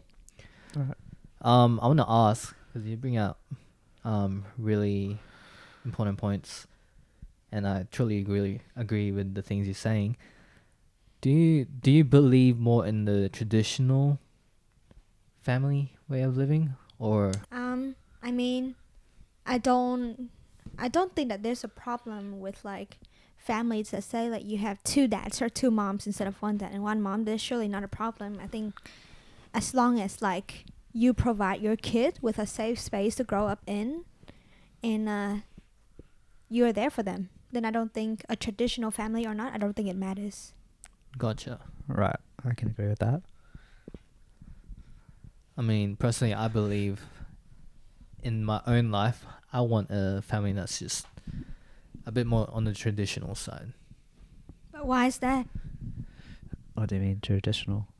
By traditional, I mean, I want to be a provider. I want her to be a carer, Right. Right. and I just want that to work out like that. I want Okay. her to teach her the values, her values as a mother, and let the kids know that as a man, I have to provide for the family, and that's my duty as a dad. I don't believe in a traditional family like that. Right. Yeah, me neither. Because Yeah, tell us what how you want your family to be. I personally, I don't believe in traditional family. I think as long as the mom and the dad are both good influences on the kid, then I don't think it matters. Just because I have a lot of friends who grow up in an environment where their dad is the main provider and their mom is a carer. And what happened is their dad is always away, so they don't really have a father figure in their life. Like they don't have someone to like hang out with and play around with as a father figure. Right. And their mom would always feel stressed about how like they have to be the one cleaning the house, caring for the family, taking care of them, and they feel like the mom themselves feel like their value are like much lowered. Right. Right. So there are struggles in a traditional family like that. Yeah, for sure. Yeah, and personally for me, I think when I see like my brother-in-law and my sister, both of them are actually entrepreneurs working on like the same business together, Yeah. and both of them are actually financial providers. Right. And in terms of like house and chores, I guess it's because they're in Vietnam, so it's very easy to hire a maid. So I don't think the woman needs to be the maid. The woman doesn't have to be like, They have a maid? yeah, Yeah. If Okay. honestly, like, hourly maids. So they come for like 1 or 2 hours a day just to clean up. right. That's Right, awesome. okay. I think, yeah, in the future, I would want that. Like, I wouldn't want my wife to be doing all the chores if we had the ability to hire maids and pay them really well. Yeah, I think nowadays there are like services out there. It doesn't have to be like a maid, but like, you know, anyone that's willing to come to your house, do some cleaning for 1 or 2 hours. Right. If both of you are capable of providing for your kids financially, then I don't see why that's a problem. I feel like men, when they face like so much pressure out there in the world, like having to provide for your family, I think it's definitely very difficult for them too. And like I feel like the men that gets, you know, depressed from it and feel depressed from it are very high as well. Also, like for a woman, like I don't truly believe that all women feel fulfilled just taking care of their kids without having any sort of like ambition in their life. I don't believe that. I believe that some of them do though, but not all of them. Like especially like women nowadays, I know a lot of women in my life. My sister, for example, my mom, for example, they still want to run their companies, and they're very, very good at what they do. Like I honestly feel like without my mom, my dad wouldn't be a successful business owner as he is now. Right. And because of that, I grow up with an entrepreneurial mindset, and I grow up like wanting to do business and be good in my life. So technically, I don't come from a traditional family in that sense. Yeah, you definitely don't. Okay. Yeah. You have a very interesting upbringing. Very interesting. Do you have anything to add, Chris? No, not really. I think Ash really spoke well on that. Like in the traditional family, like the man, yeah, there's like a lot of stress on the man if he has to provide, like in every sense. Like to me, like a traditional family would be like, say like the man has to get like 2 jobs to provide or something. There'll be no quality time with their woman. And the woman is always the one that wants quality time. Yeah, and They like want the man to stay at home and spend time with me, but Yeah. at the same time go and provide for me. the woman wants them to provide, but then like at the end of the day, they're not satisfied because they don't get time with their man. So they're gonna leave their man, right? Exactly. Oh, that's a very interesting take. And even like their kids, like if the man doesn't have the man doesn't have time with the wife, how can he even have time with the kids? Yeah, right. Yeah, I just don't think like a traditional family work, and I think like women and men should try and build like a sustainable financial future together for themselves and for their kids, so that you guys can all be free together in the end. Yeah. I see your point. I think I've changed my mind. Yeah, I've been like surrounded by a lot of like somewhat wealthy families in my life, like my friends and their parents. So that's why I think it works best if I don't mind if the man is like a little bit more financially capable, just a little bit more, but I still think that the woman is like, you know, should take part in like the man's like sort of work and business, because I think that is such a stronger bond and such a stronger team, and they'll bond so much better together, and they'll have more, they can spend more time together on site or off site at work. Right. Yeah. That's cool. Earlier, I wanted to touch a little bit on this. You said you're more of an introverted person. Yep. Okay. Is there anything you want to share as a businesswoman now? Like how you've used your introverted personality to help you succeed in your current journey? I think like naturally I'm very introverted, so I think that contributes to a lot of my success, because I don't go out and party. I don't feel the need to go out and party every Yeah. single night. You so haven't gone to a club before, right? I Yeah. have actually never been to a party nor a club before. Oh, a That's- party, yes, like Jason's house party where Chris did the stripping thing. Who is Jason? Wait, what? Who No, I is- didn't. Like Chris Yeah, got yeah. drunk and he started stripping on a pole at this party, and that was like the only party I've been to in my Nah, life. that- I actually happen. forgot you guys were there too.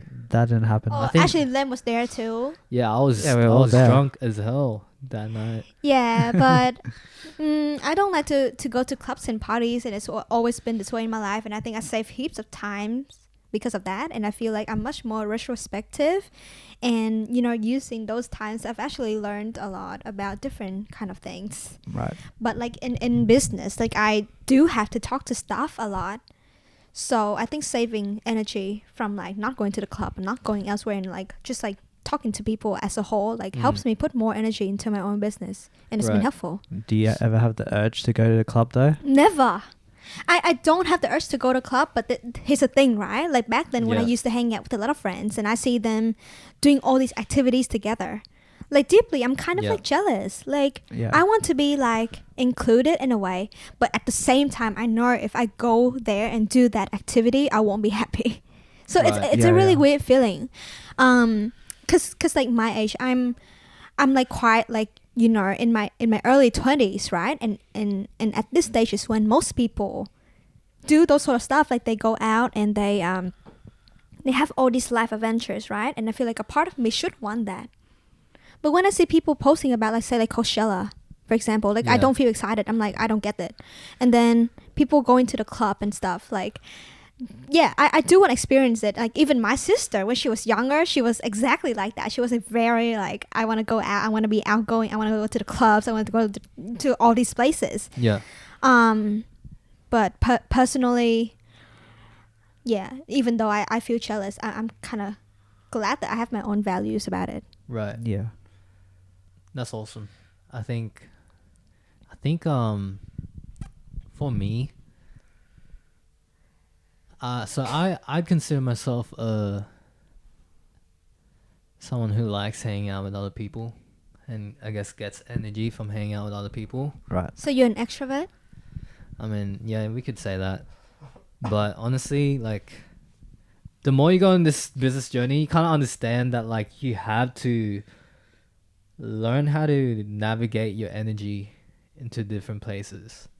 And Yeah. just like you said, how we have employees that we have to speak to, it's not easy. Like, it's not something that we can do without using energy, you know what I mean? We had to put our efforts in it, and we had to think about the things we're saying.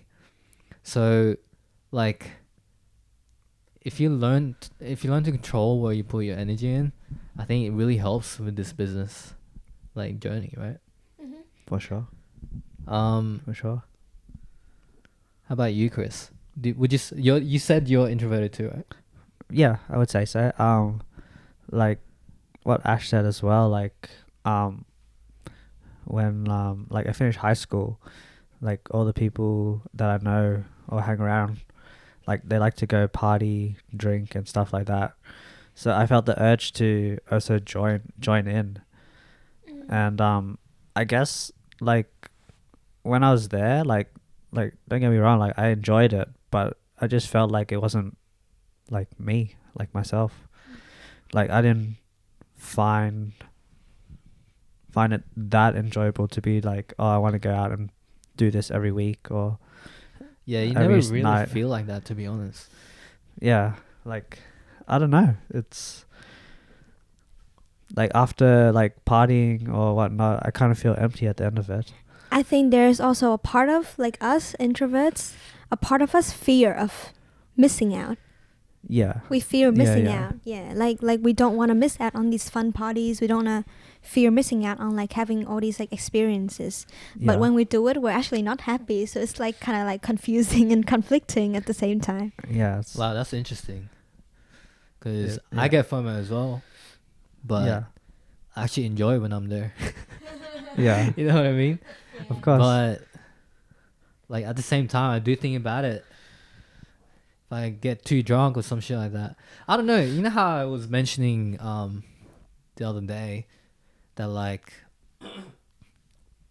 sometimes I feel guilty for not working on like business and all that stuff. Yeah. If I'm partying and if I'm not doing work, or like if I'm partying, if I'm doing something that releases dopamine, but I know I haven't done anything to deserve that, Right. I'm not happy, like genuinely inside. Right. Yeah, that's valid. Yeah. Yeah. So that's why I don't really go out anymore, because I don't feel like if I just catch up with a bunch of random dickheads, like, man, why? What's the point? Unless you want to join me on this journey, unless you're here to help me like benefit to like, unless you're here where you are able to bring something to the table of my future, and not just my future, the future of my own family, and the future of my future generations, right? Unless you're here to benefit all that, like, there's no point for me in catching up with people like that. Yeah. Unless I'm like impulsively like, oh, I'm gonna start a whole party, I'll invite everybody. I don't give a shit. Yo, Yeah. you guys know me, like I'm not like selfish with my money, right? Yeah. Yeah. Like, I give away money way too much. One time, Lam came Yeah. to Vietnam, and then he used all of his money on tips. So he tipped everyone he sees on the way. So, taxi driver tips, restaurant tips, Yeah, shopping tips. I was Yeah. tipping like crazy. I was tipping about $50 to $200 each person. Yeah, That you was ran out insane. of money in like a He's week. crazy. Yeah, but it was fun though. Like, I'm like that when I'm not in the business mindset, you know what I mean? Yeah, yeah. In the Yeah. business mindset, I have to think of like what's gonna benefit the business. Mm. But like, say we're on holiday, bro, I'll spend all the money I can. I don't give a shit. And then by the time I spend all my money, I'm gonna go to my other rich friend and I'm gonna spend his money for him. You know what I'm saying? That's just how I roll, you know what I mean? And I think that's amazing, Lam, because I don't believe in saving money. Yeah. I always tell you guys this, but I don't believe in saving money. Like, I think that your focus should be on generating more money. So I don't believe Yeah. in saving money. Like, obviously, I'm not saying this to be ignorant, and I'm not saying it like, obviously, if you're gonna start a business and you need some funds at the start, well, by all means, you should like be aware of those money. But when I'm saying like, I don't believe in like, saving money on a cup of coffee per day. I don't believe in saving money in like having a meal a night, like take away, or like going out. I don't believe in that, because I think that it's so small. Like, your energy shouldn't be on it. Your energy should be in how to make more money every day. Yeah, that is some true facts. they say it's harder to save money than to make money. That is funny. It's 100% true, because you look at the numbers in terms of, say, because generally everyone's saving money through their banks, right?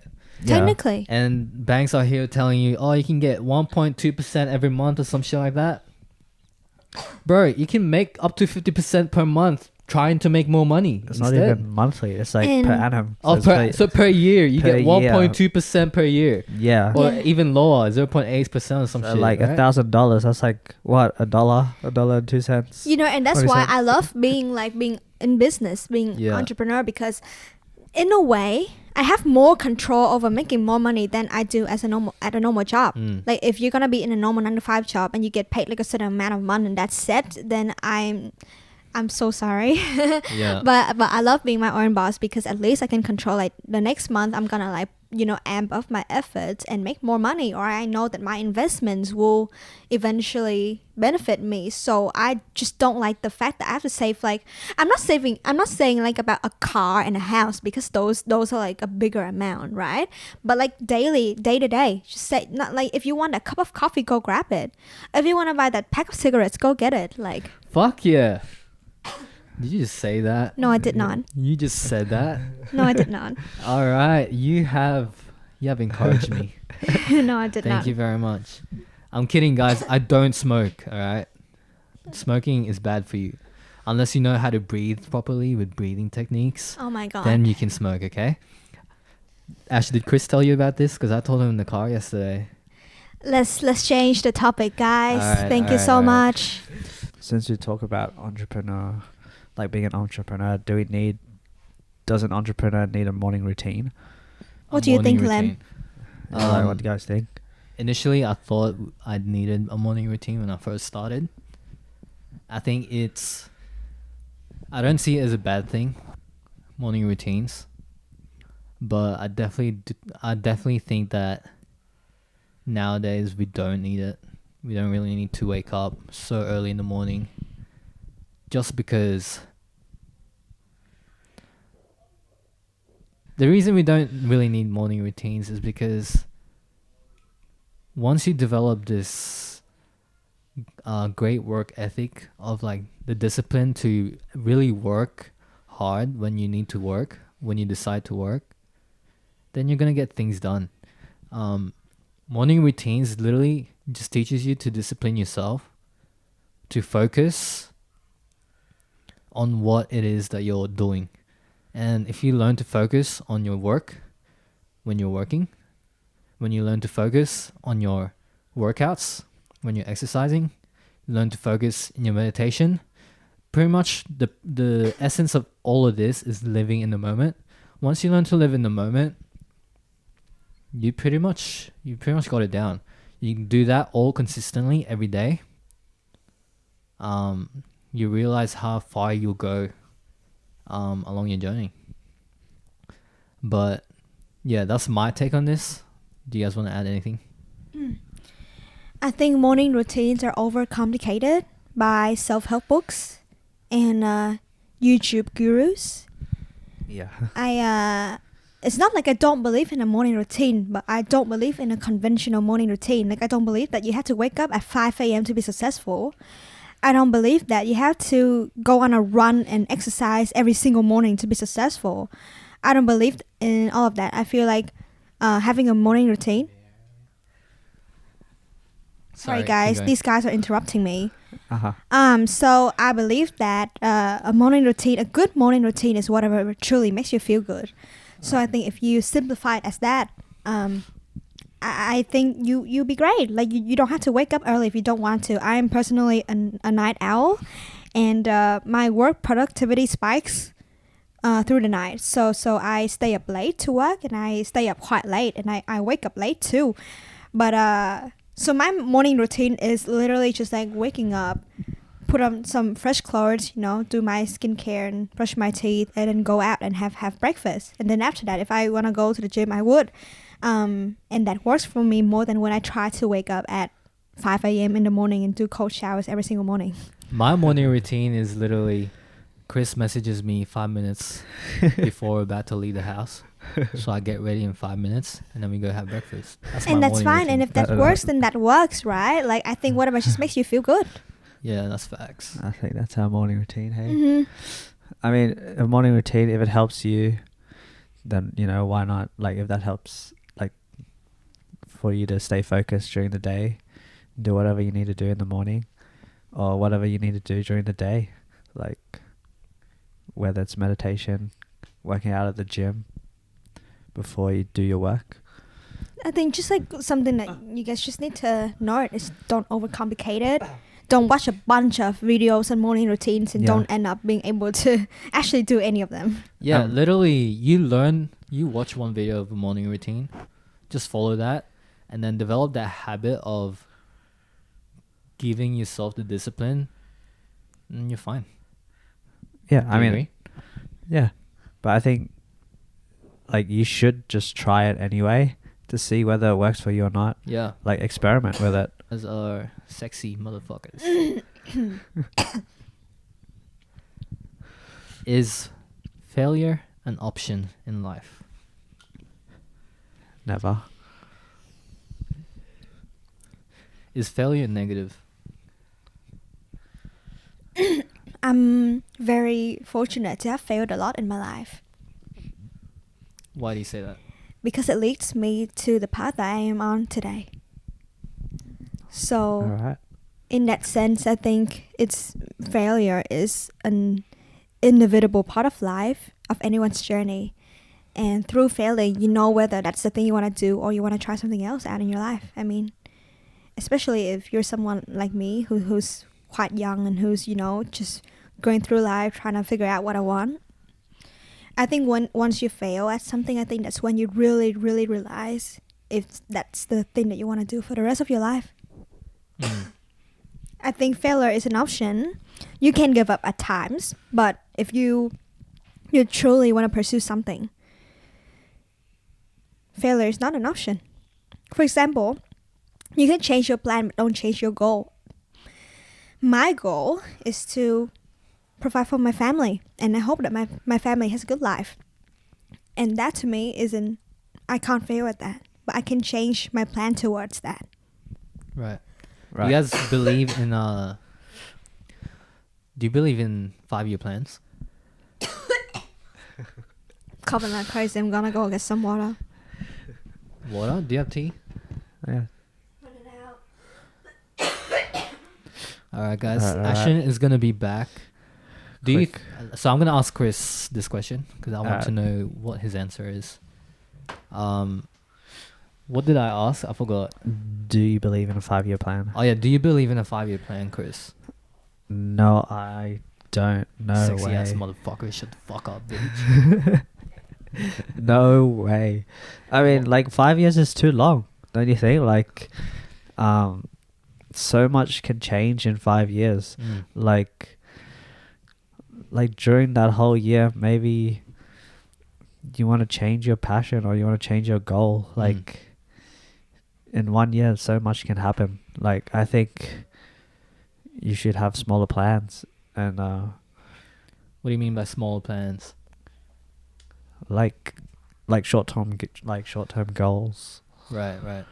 So you think you reckon that we should oh, thank you, Ash.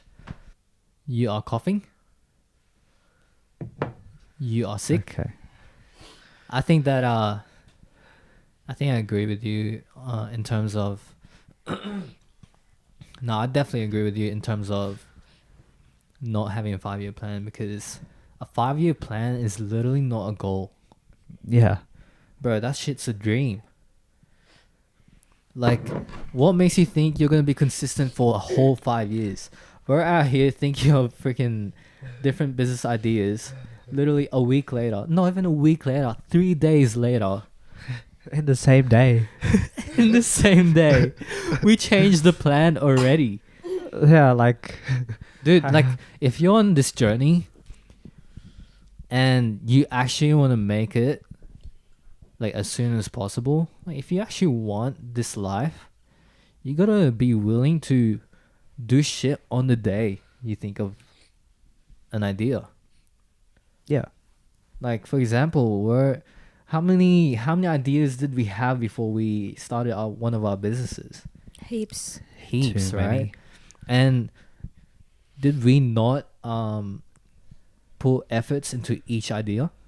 We always put in like the initial effort of like researching a lot about an idea. Yeah. That's for sure though, but we don't hold back on the research ever. Yeah. So after we done the research and we realize that like this is not for us because of certain factors, then we'll be like, no, we're not gonna do this. Let's do another idea. Yeah. That's fine. Yeah. Yeah. And a lot of the thing is in business, a lot of businesses work. A lot of people say that like this business is a scam. Drop shipping is a scam. Bro, that shit works. I feel like the moment when someone tries something and they do it for like 2 days and then it doesn't work for them and they'll be like, scam. The thing is, they do it for 2 days, but they don't go to the point where they understand why they can't do it. They only get to the point where they're like, oh, I can't be bothered to fucking do this. That's Yeah. fucking facts. Right? Yeah. I'm nothing. saying this because I was like this at one point. But, you know, once you start working on your ideas and start putting effort in to the point where you truly understand why you shouldn't do it, then like every idea you come up with, one of them will have like the actual potential, and one of them will come to life, and it'll become one of your little babies. That's true. Yeah. And like whatever you want to pursue, like a business idea, I would say though, all ideas work, but not for everyone. So if you want to come up with a Facts. business idea, you have to evaluate your life right now. How much time do you have right now? What is your Listen to interest this. aligning right now to actually, decide to pursue that passion? For example, I know, like say there are friends of Lem that want to, that asked I him. have no friends. Yeah. There are acquaintances of Lem that asked Not him, even acquaintances. Enemies. how much more would you like to interrupt me? Okay, keep going. People that Lem know that ask him, what side hustle or what side business should I start? And they were like, oh, should I get into day trading? But like, the thing is that like, I'm not saying day trading is a scam or that you can't make money out of it. It's not a scam. But you have to put in a lot of effort and energy into learning it. That's fact. And Yeah, that's like anything. that's like with anything. That's for sure. But like the problem is most people are not willing to put in that amount of time to learn day trading. Yeah. And it's likely going to take a very long time until you actually see the results. Yeah. So Yeah. in that sense, the business doesn't work for you, but it doesn't mean it's a scam. That's true. Yeah. Like if you're someone that want to start a business straight away without learning any skills, first of all, that's unrealistic. All right, let's give the audience some values right now. When we think of an idea, what are the main factors we think of that makes us realize that this business is not for us? Because you guys gotta understand, we are business people, but we're lazy as fuck. There's a lot of business ideas that we've come up with, and we can do them. We definitely can do them. We have the finances. We have the, I guess, time. But like, do we want to spend that time on them? You know what I mean? I think a Yeah. big factor is long-term interest. Yeah, that's one. Yeah. Like you don't have to be passionate about something, but you at least have to have some kind of interest in that sort of business, right? Yeah. And whether it's aligning with our current skills right now, like for example, right now we have marketing skills, we have content creation skills, yet we Yeah. go for trading business, like day trading, where it's all like numbers and graphs and charts. Yeah. His heart rate is racing because I'm targeting him. Just kidding. No. No, you're not. Chris doesn't day trade. I mean, he does, but he's a successful one, all right? Ish. One day. Yeah, and I'm saying like if you're someone that is more on the creative side and you have at least some kind of interest in that, then I think that's something along that line would be a good business, you know? Yeah. Versus like if you start like a whole business that like has nothing to do with your interest, it could be quite difficult to sustain it. Yeah. Like starting a business is Yeah. one thing, but to be able to keep going at it and to sustain it is a whole other game. That is true. Just like in relationships, it's easy to find your well, I'll just say for me, it's easy to find girls, but it's hard to keep them Okay. because you explore different factors that just come out of nowhere. And once you realize the factors that you can't stay on the long run for, then you can't keep them. Just exact same thing with business. Yeah, and if you want to start a business, say you have a 9 to 5, and say you want to have some side income, and you're actually quite interested in like what you're doing in your 9 to 5 work. Say you're someone that is, I don't know, selling flowers for a living, right? Then you can actually think about like how to keep going at it in like your side business, because like the skills will like closely tied to each other. But if you're someone that like really really hates your 9 to 5 job and you want to start a new business from scratch, then like expect to learn something new along the way and expect to upskill. Yeah. But choose the skills that you're interested in, because here's a thing, right? You can always hire someone to do the things that you know that you're not interested in doing. You can always outsource people to do those. But Yeah. of course you have to learn like the fundamentals of like running a sustainable business before you actually start a business. That's true. That is so true. What do you think is the most important skill as a business person? It depends on the business, right? Yeah. I'd say a lot of like businesses in 2023 requires a deep understanding of like marketing. Yeah. You don't have a business when your audience or whoever you're targeting don't know about you. You literally don't have a business. That's true. So I Where think does Yeah. traffic come from? if you really want to just choose one skill at all, it will be marketing or sales to like Yeah. get people to know you and actually do business with you to begin with. So do you think, as a retail worker, do you think you actually have a better chance of Not necessarily. being I successful?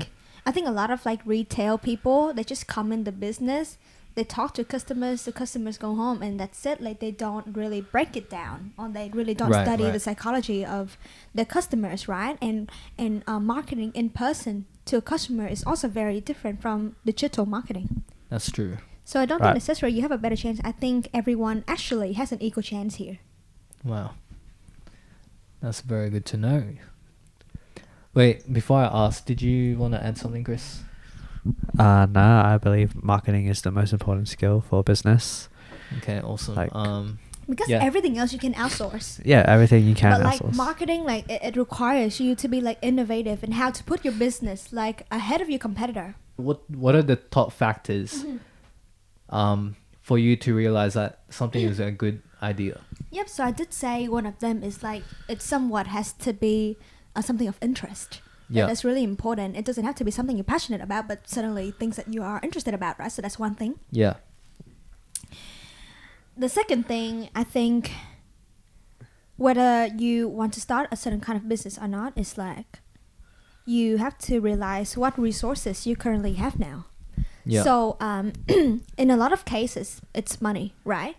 Yeah. But let's say you don't always have the money. So how can you gather more resources like to help out with your business? So you can gather more skills. For example, you got to learn how to do a lot of things yourself, like how to create content yourself. And or even have like the right people that you can collaborate with, or even help you or start the business together. Like that's why there's a lot of family businesses, or that's why there's a lot of like businesses where friends come together and start, because it's impossible to do everything by yourself. Like us. Exactly. So you got to determine to yourself like what are the resources you have to make this business be able to come to life. Like for example, everyone wants to start a fashion business, but there's a lot of work that goes into a fashion business to start, right? First you have to do the marketing, then you have to do the design, and then you have to do the shipping the products out to your consumers, and then you have to do photo shoots, like content creation, digital marketing on a day-to-day basis. You can't potentially do all of that and learn all those skills by yourself, except you work like 3 or 4 hours a day in a part-time job, then maybe you can. But if you don't, then you have to determine, do you have the resources and the time? Facts. What about energy? I think energy aligns with interest a lot. Yeah, Hmm. Yeah. for sure.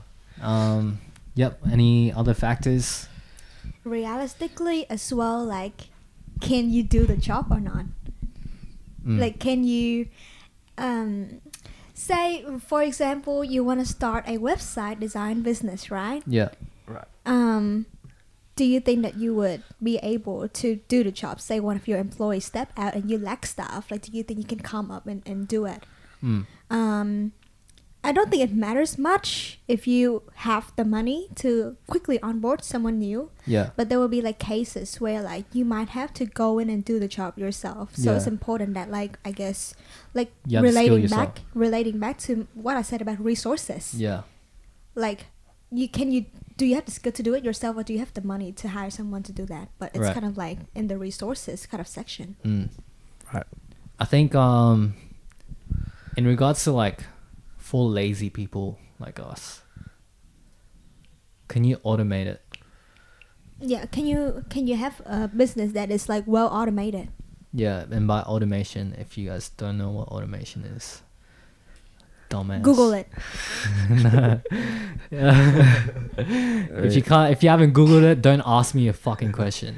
I always tell my staff and my employees, like, you only come to me if you haven't Googled. If you have Googled the question. So the reason for why we say that is because in like in reality, we just want people to be more initiative for themselves, Yeah. because like in the long run, it's gonna benefit you as an individual. If you ever decide to start your own business, you had to take initiative. If you don't have initiative personality trait, you can't start a business. Like that's literally the basis of everything in business. If you can't be initiative, you cannot be a business person. And also, when you're like in business, you gotta determine like your monetary goals, or whatever the goals that you want. Like, why are you in business in the first place? Is it because you want to achieve X money per month? For example, if you want to start a flower shop, right? Yeah. It is very unlikely that you're gonna get 2 or 3 million revenue in a year. It's quite unlikely. I'm not saying it's impossible, right? But like, if you want a business that is more like high growth or brings in a lot more revenue, right? Yeah. Then you can't just start a flower shop. Yeah. Well, so first you gotta determine it for yourself, like, how much money do I want to make, and is the business that I want to create, align with my monetary goal. Like, for example, you know how like Apple and all these tech company brings in like billions and billions a year. Yeah. But like, the thing is that there's also like a lot of like resources and skills you need to put out there in order to make that much money a year, and a lot of risk as well. So are you someone that can tolerate risk really well? Yeah. Are you willing to take up that much risk in your life? Yeah. And does it align with your monetary goals? I think that's something everyone needs to consider. Yeah, 100%. I also think a very important factor is, which is adding to what you just said, like, can you scale that business, and how do you know how difficult it is to scale the business idea that you have? Because if you're out here thinking, oh, with this business, like, what's your goal? Do you want to sell the business like within like a short term? Exactly. Or do you want to make it $1 billion business? Exactly. Yeah. If you're a person that wants to make it $1 billion business, you got to understand that scaling is a whole process that you need to think about. When the time comes, there's so many different areas which you need to really think about your next steps. You have to, for example, bring in more employees, and then bring in more clients through more employees. But the troubles of trying to find employees is it's a whole nother thing. Yeah. Because you have to train. And not everybody's gonna be easy to train. And majority of people who put their resumes in, you're gonna have 30 people come in. Only one person you're gonna be happy with, and you may take in like 5 people. You may kick out 4 of them because it's so hard to train. So you just gotta understand, if you want a $1 billion business, you gotta try to figure out, is this business easy to scale? Is this idea easy to scale? Exactly. And this is why a lot of people give up in the first 1 year or 2 years of their business. I think it's just because they don't know what they really want, and they kind of like have this big dream of like launching this huge business, making millions and billions of dollars, without considering whether it's scalable or it's even realistic to make that money in that specific industry. Yeah. Because there are many, there are many industries out there, and each of them kind of have a size. Like, it's a $1 billion industry, or is it $1 million industry, right? Yeah. For sure. If you're gonna be selling candles, like, it's really hard to go up in the billions. Yeah, especially if For you're sure. the one making the candles yourself. Exactly. And, Yeah. and to further expand that, like, you need staff to actually pour the candles. You need a shipping warehouse facility. You need to ship out the products somehow. You need to somehow scale that up a lot. And whether the demand is there or not is a whole other story. That is facts. Yeah. Well, I want to wrap it up soon, but I do want to ask you guys, say, in terms of like business, or like just in general in your life, what is like the biggest encouragement you would give yourself, or like your life motto or some shit like that? I'd say for me, it's the Japanese saying. I forgot what the saying was, but you mentioned What? this to me the other day. What is this? It was like, I think it was like the bullet train effect. Oh yeah. The bullet train effect. Pretty much, a lot of Japanese, they believe in this, where whatever they can get done in 10 years, they try to do it in 1 year. And that pretty much, like we were saying before, it's putting into practice whatever idea you come up with, you just do it right on the spot. You just start working on that shit. You start researching right on the spot. Stop putting shit off. I mean, sometimes, yeah, I understand you lack the energy. Well, then eliminate the shit that takes away your energy. Bro, if you want this life, you just gotta learn to prioritize. Just gotta do it. Don't be afraid to fail. Yeah, That's definitely for don't sure. be afraid. Because failure comes with success. Yeah. But there For is sure. true failure. I believe there's two types of failure. There is necessary failure, and there is true failure. Okay. Necessary failure is failures that will bring you to success. True failure is when you give up. Just don't fucking give up, little bitch. Alright, you guys want to add anything? Any encouragement for the audience? I think what I really learned throughout my business journey is that you'll never be ready. So just start whenever you want. And Yeah. when you start, that's when you get ready. So there would never be a moment. So if you're gonna wait around and, sit around and wait for like the perfect moment, it's 100. never gonna come.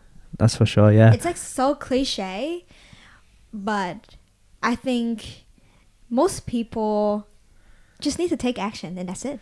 You know, Yeah. you saying that just reminds me of when I first moved in here. Yeah. Do you remember? No. No. What? Exactly. I got fired. I quit my other job. Right.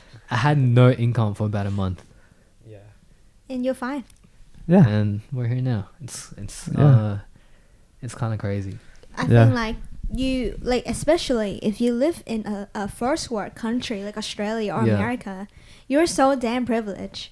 I don't think you're ever gonna be actual jobless. Like if it comes down to it, you're just gonna have to work in a job you semi-hate, Yeah, honestly. right? But like in the third world country, it's obviously a lot harder. So if you're from a first world country, like I feel like you'll be fine, like no matter what. I mean, there's so many people out here working at retail in Woolies, right? Yeah. Or Coles. Yeah. Yeah.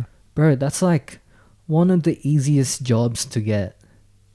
And people are living off that. There's genuinely people who have families that live off of that. So if you think that like your retail job isn't going to be enough to help you start your business, like there's no hope for you, bitch.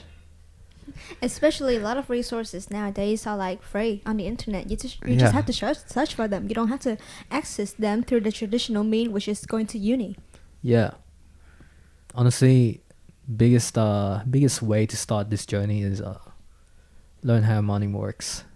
From there, learn how business works. And I feel like everyone's first, like 5K or even 10K doing their own business, I feel like that's always the hardest milestone. Yeah, because Because you're learning.